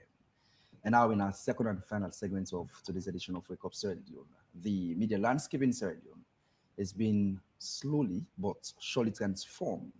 Efforts have been made to strengthen public interest journalism, albeit minimally. The National Fund for Public Interest Media, or of course NAFPIM, is one such initiative aimed at supporting quality journalism through competitive grants, fostering media sustainability, and ensuring that citizens have access to unbiased and reliable information. Well, in the studio this morning, Dr. Francis Soa Esquire is the national coordinator for the Media Reform Coordinating Group. He's here to talk on, of course, the grants, among many other things, which, of course, is hoped to transform Sierra Leone's media landscape. Good morning, Dr. Soa. It's a pleasure having you. Thank you very much. Always a proud moment to have him in the studio. The fact is that most of us have gone through his forensic hands. Yes. the media container. So it's a pleasure, sir. It's a pleasure. It's always a pleasure to be at the AIV. And Dr. Soa, this is a conversation that has commenced long ago. But what's new at this moment? We've been in this journey for a couple of years now. And at some point, people have started asking, when will this event or initiative actually commence? We are happy to state that we have made significant progress from the conference 2+ years ago to the setting up of the secretariat to having an operating framework. We are now very pleased to announce that we'll be launching the fund itself on the 20th of March. And that will mean we are now entering into the grant-making phase, which was one of the key initiatives that came from the first National Media Viability and Investment Conference. So the new part of it now is that there will be an actual launch of the fund itself, which will trigger the next stage, that is the call for proposals to actually begin some work on public interest media in Sierra Leone.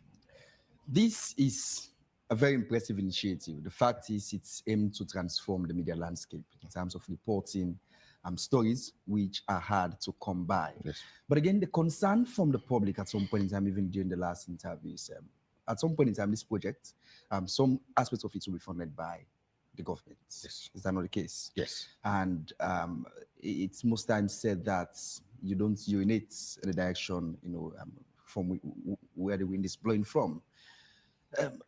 How independent are these stories that will be put out by, say, journalists who will be going out for this grant? A couple of very important issues have been raised in your question. Let me start with the model of the fund.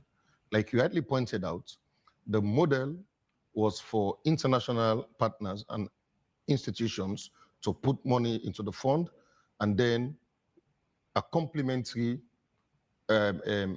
fund or a counterpart funding from the government of Sierra Leone. As far as I know, that process is still on, meaning we are still open that as His Excellency the President himself had committed his government to doing this, we are hopeful that it will be done. As we speak now, for this first phase of the launch, we have got support from the organization that provided the seed money for the secretariat, that is the International Fund for Public Interest Media, IFPIM. And then we needed some kind of counterpart funding, which IFPIM can match in terms of the grants. And then we are happy to say that through the BBC Media Action in Sierra Leone, their FIMI project, a new project they are working on, we have also got some support through that. So this phase, as at now, the resources have come from IFPIM, and as well as through the BBC Media Action and their own sponsors. The issue about the independence of the fund, even where the government will eventually put its own resources into the fund, which we still believe they will do, there is an independent board that has been established. And that board is known as the Multi-Stakeholders Board. In the 7-member board, we had the government being represented there by the Ministry of Information. We had there is the Independent Media Commission, the regulatory body. All the other 5 members are not from the government sector, including the Independent Media Commission, which is an independent body. So we have SLAG. In fact, it is the president of SLAG who is chairing the board. We have civil society reps on the board. We have those who teach in media and communication schools on the board. We have the BBC on the board. We have the Search for Common Grounds on the board. So to our mind, we have been able to put in place a structure that is devoid of any control or interference. I can assure you and the audience that there will be no instance in which anybody will control the board. Rather, the board will be controlled by its own operating framework. That is why another thing that is new is that in the past, we have had initiatives on media development. If you ask the question, what study will have informed that initiative, will not know. For this one, there was a National Media Viability and Investment Conference. 7 key recommendations were made. So we're not only talking about recommendation 6.3, which is about the fund.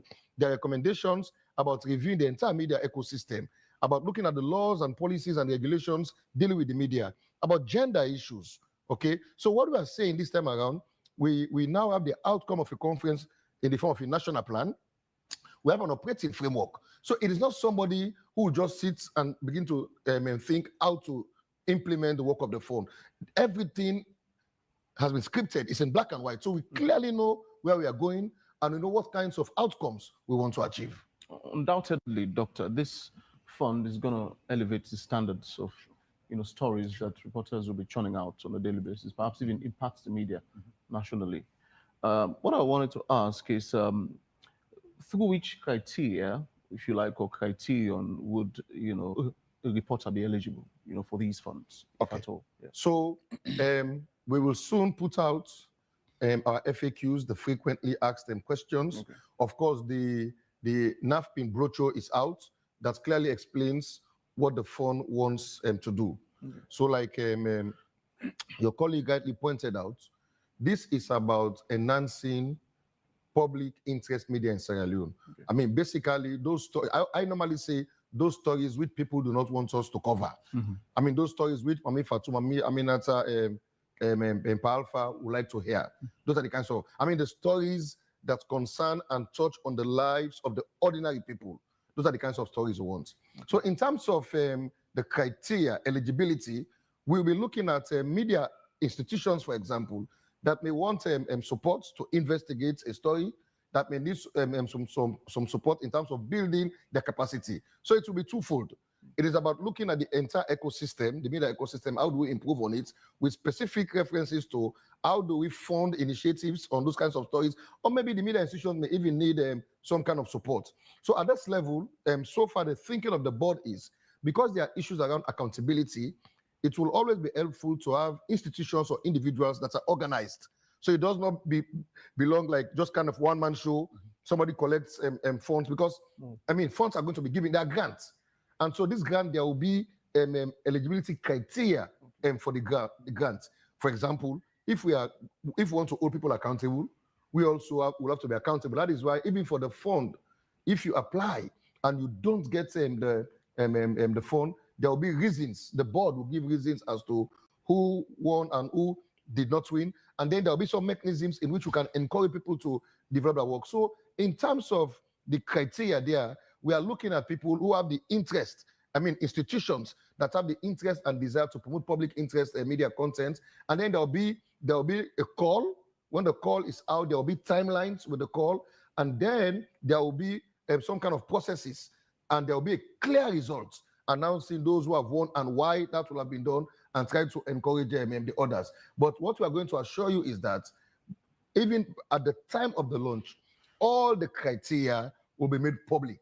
And then, of course, they'll be on the MRCG's websites and on the websites of other partners. And then we'll continue to come to a place like this at like AYV, which, of course, can also send in an application as a media institution, because what I've learned from the board so far, there's been no restriction. As long as you are an institution that is promoting public interest media content, some of the things you do, then you can always make an application. It was very clear during your earlier submission that individuals, independent media practitioners, also have an opportunity to, of course, apply for the grants and even institutions. But again, the other day, myself and Jones were talking of how can we help in telling the stories of Sierra Leone. Most times, journalists from abroad do come in Sierra Leone and tell our stories to the globe. How will these grants help in making the media more competitive, and thereby telling those stories could be one? But again, from theories in class, there were lessons around sources. And sometimes for the stories that you cover, sometimes you need responses from governments, because they touches on the lives and livelihoods of the people. How will this body help journalists or institutions who will be covering the stories to have the side of, say, government? Because most times, if these stories are published, government will say it's which ones, because these are stories that are hard to come by. They tell the realities of what's happening. So that is why, in the first place, on the board of NAFPIM, we have the government of Sierra Leone represented there. In other words, what we call the National Fund itself, and that's one of the mistakes we have made in the past. We just think that when we run media programs or media initiatives, the government should be on this side and we're on the other side. So what we are now saying, it has to be collaboration. In that collaboration, everybody will know your own limits and your own boundaries as to what you are supposed to do. So you have the minister sitting on the board, represented by a very top official there. So when, for example, a story, somebody begins an investigation and there are challenges as to how to move forward, The Minister of Information is there. We expect them to be helpful in doing that. As a matter of fact, the Minister of Information is there to coordinate government information to ensure that there is harmonized and coordinated messaging. So they sit on the board. So if we have those kinds of setbacks, we expect them to intervene. The media regulator, I remember when I was at the Independent Media Commission, we had a ruling in one of our cases in which I will not forget that sentence that talks about stonewalling. In that particular matter, the commission ruled against a particular institution that failed to provide information to the journalist. And the commission said, I mean, the phrase there was that you cannot continue to be stonewalling. You know, in other words, people come to you for information, you don't give them the information.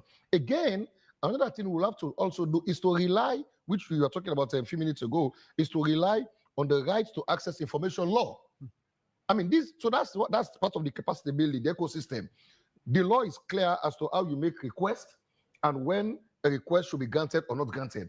So as part of these processes, we have to use all of those kinds of things. So if there's a request and then we feel, or the institution feels that the information is not given, then we make use of the available laws and the available policies in the country. I don't think that would interest someone who is quite sane is monitoring. How do you monitor that these funds are being used judiciously? IFPIM, the International Fund for Public Interest Media, the BBC Media Action, one of the greatest things they're putting into the media landscape, even working with MRCG and working with Fabric College, where I also teach, is issues around research and capacity building. So there's a strong research, monitoring, and evaluation component in this project. In fact, IFPIM itself has a whole unit they call What Works Unit. What Works Unit.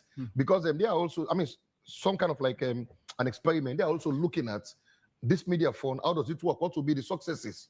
I mean, so we are learning. You know, we learn, and we all learn. So there's a very strong research component into this to ensure that we're able to monitor and evaluate. In fact, part of the support to the secretariat under this project has to do with monitoring and evaluation. And that would be an ongoing process from day one. So when the grants are awarded, they'll be awarded with clear timelines, clear indicators, and clear outcomes between this period to this period and those kinds of things. Definitely, in fact, that is the work of the MRCG. Very good you brought it up. The work of the MRCG will be as a secretariat that is curating this first pilot phase, will be to be sure that if, for example, AYV sends an application to do X, Y, Z, it now becomes the job of the secretariat to make sure that AYV is able to do what it has.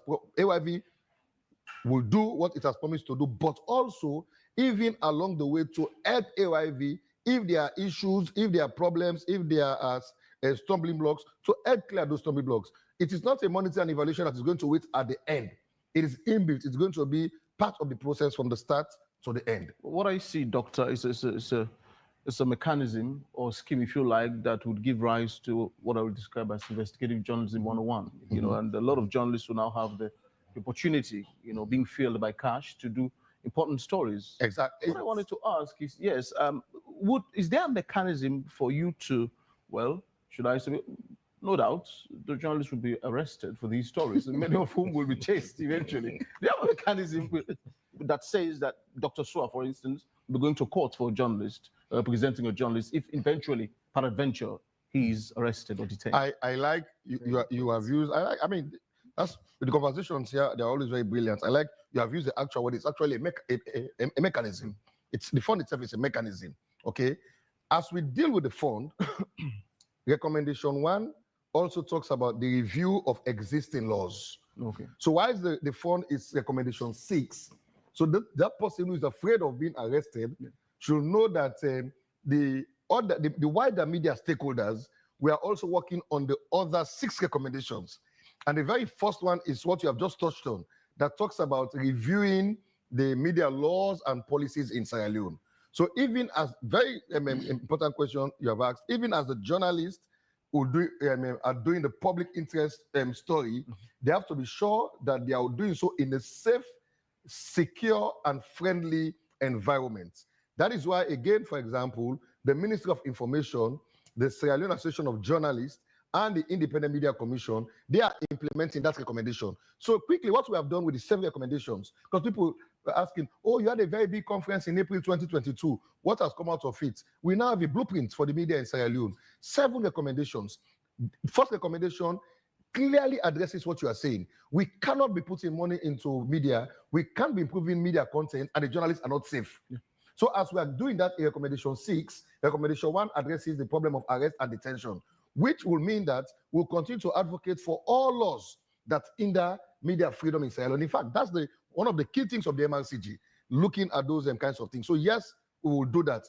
We'll also look around issues of gender, ensuring the safety and security of particularly our female colleagues, and bringing them into the ecosystem, into top managerial positions and owning media businesses. So that is why I believe that this approach, the National Action Plan, addresses the key issues of the media, not just one.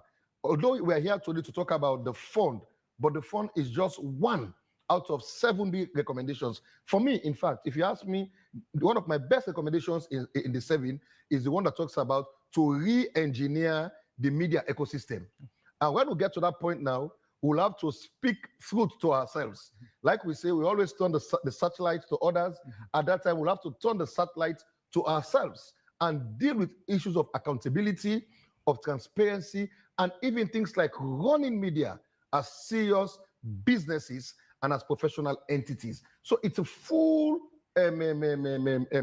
plate or even bowl of things we'll be eating in the months to come. I hold no doubt that this initiative will succeed. But with the support of all of us in the industry. Yes. Support. Of course, we are in haste. I'll tell you we are in haste.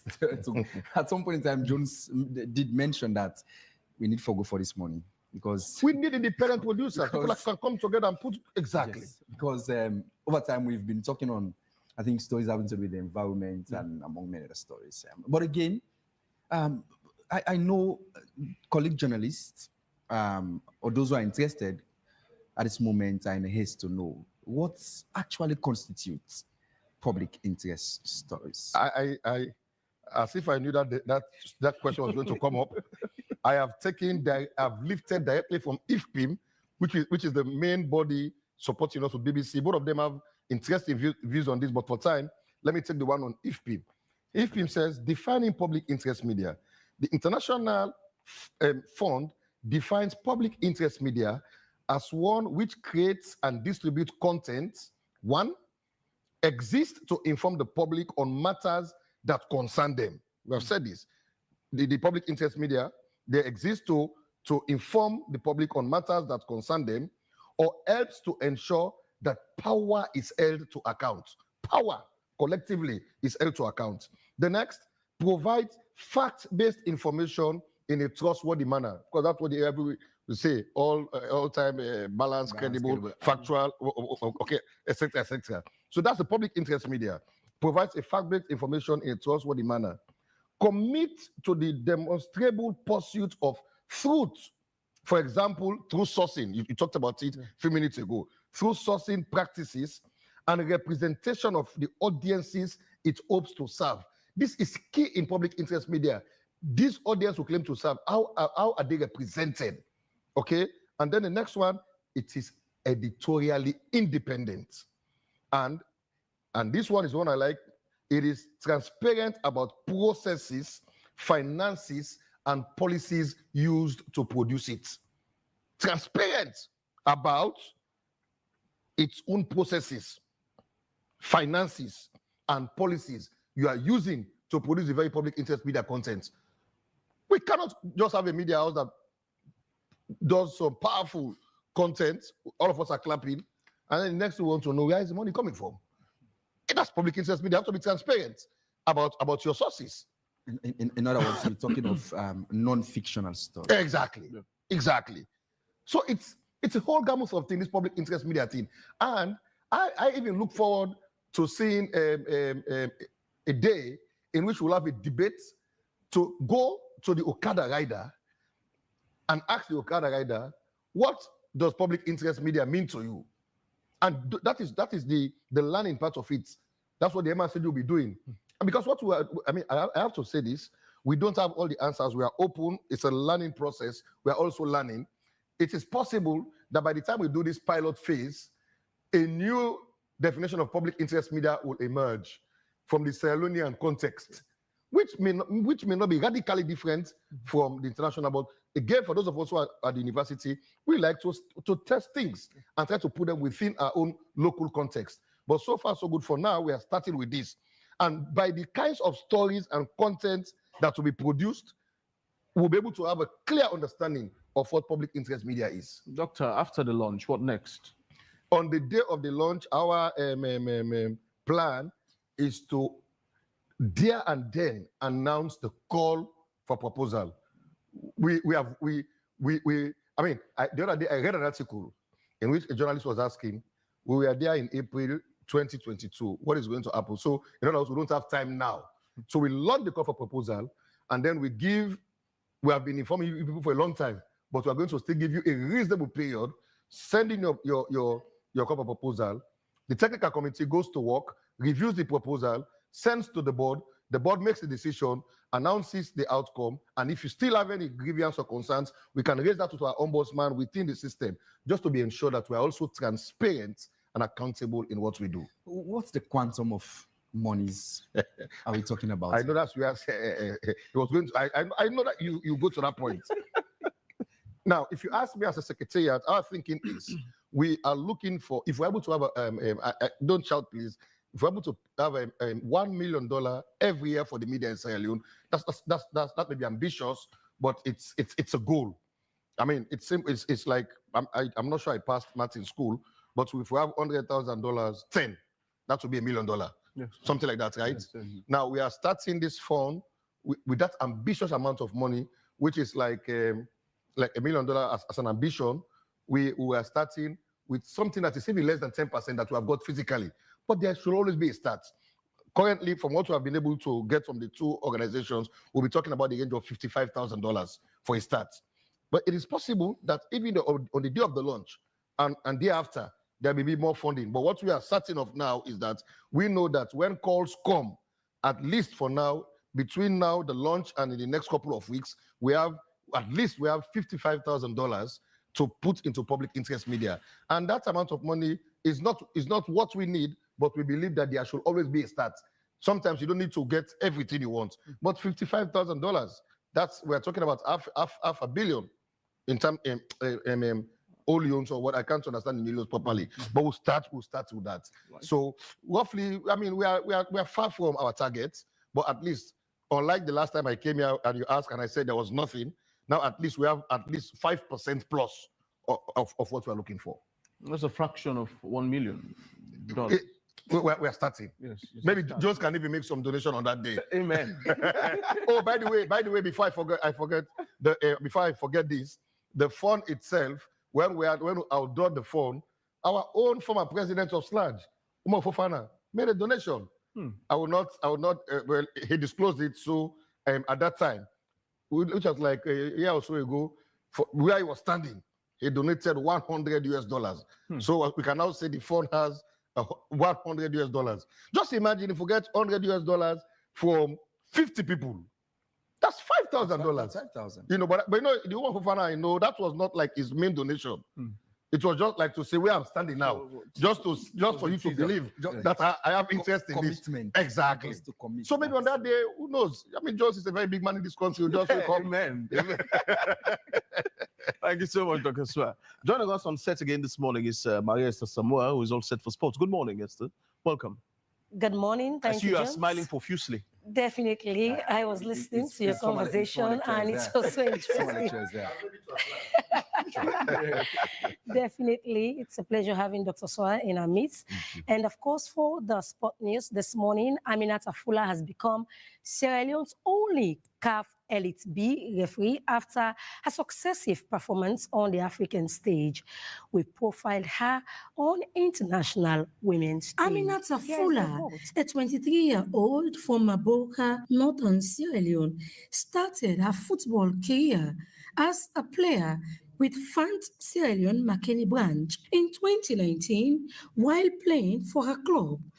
One of the referees for Maboka, named Adikali, approached her after a match and encouraged her to consider joining the Referees Association, showing her skills and the small number of women in the association. This marked the beginning of her journey. Fuller's technical skills and understanding of the game have proven her capability to make firm decisions on the pitch, as demonstrated in her first high-profile match between Blue Rangers and Eastern Lions during the opening of Southern Arena Stadium. The match paved her way to stardom following her outstanding performance. The first game winner, Eastern Lions and Blue Rangers. A good day, I go perform well.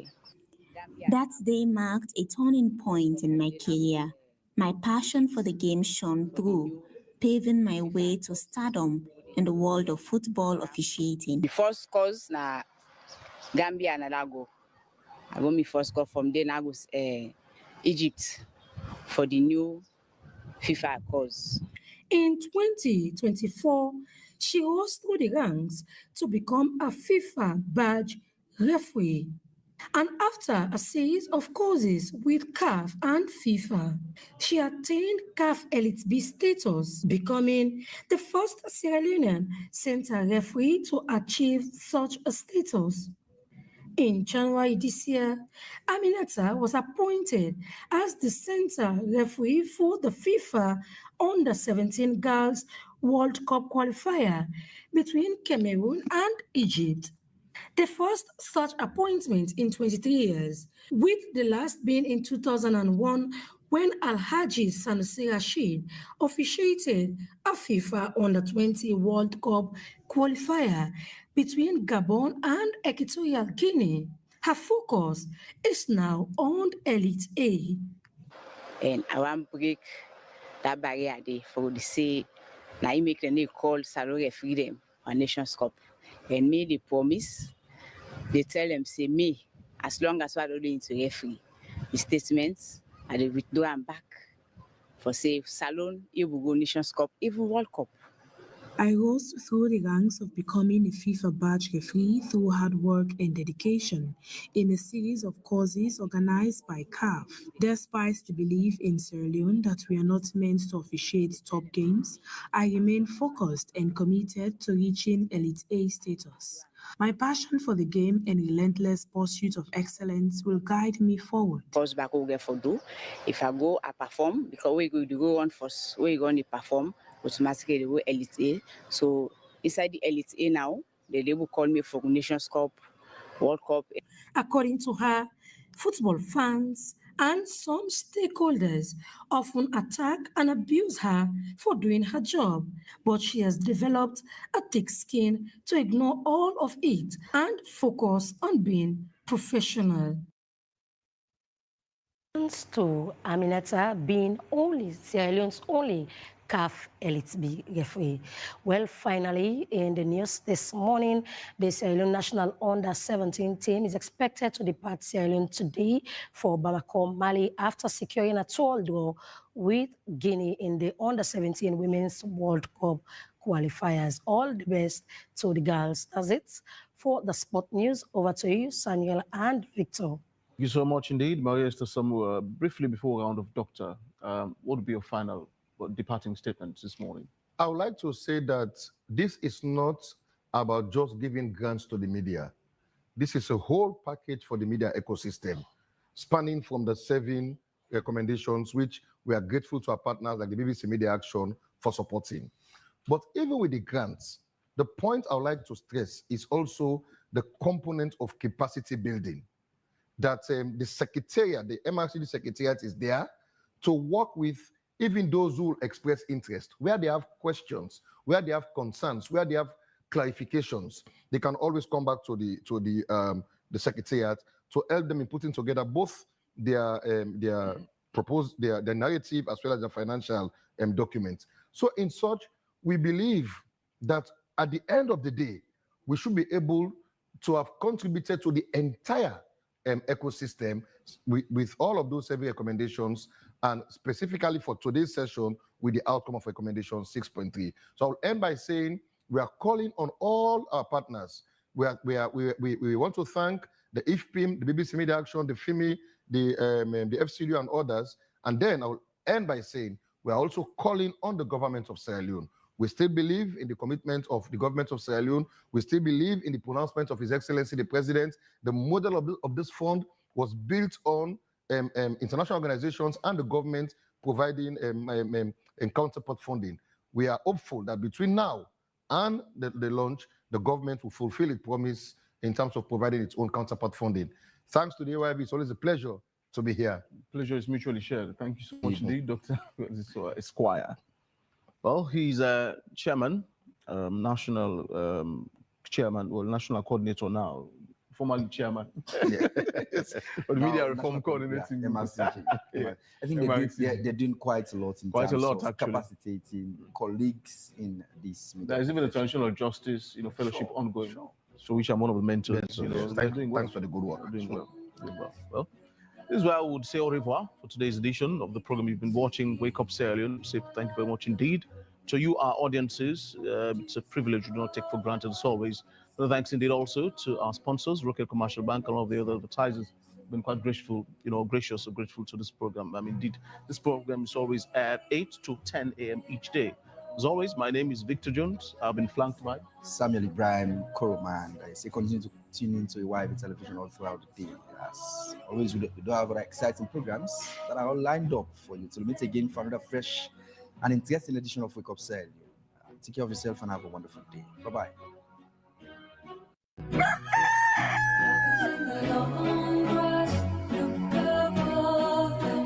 Only they can see where the clouds are going.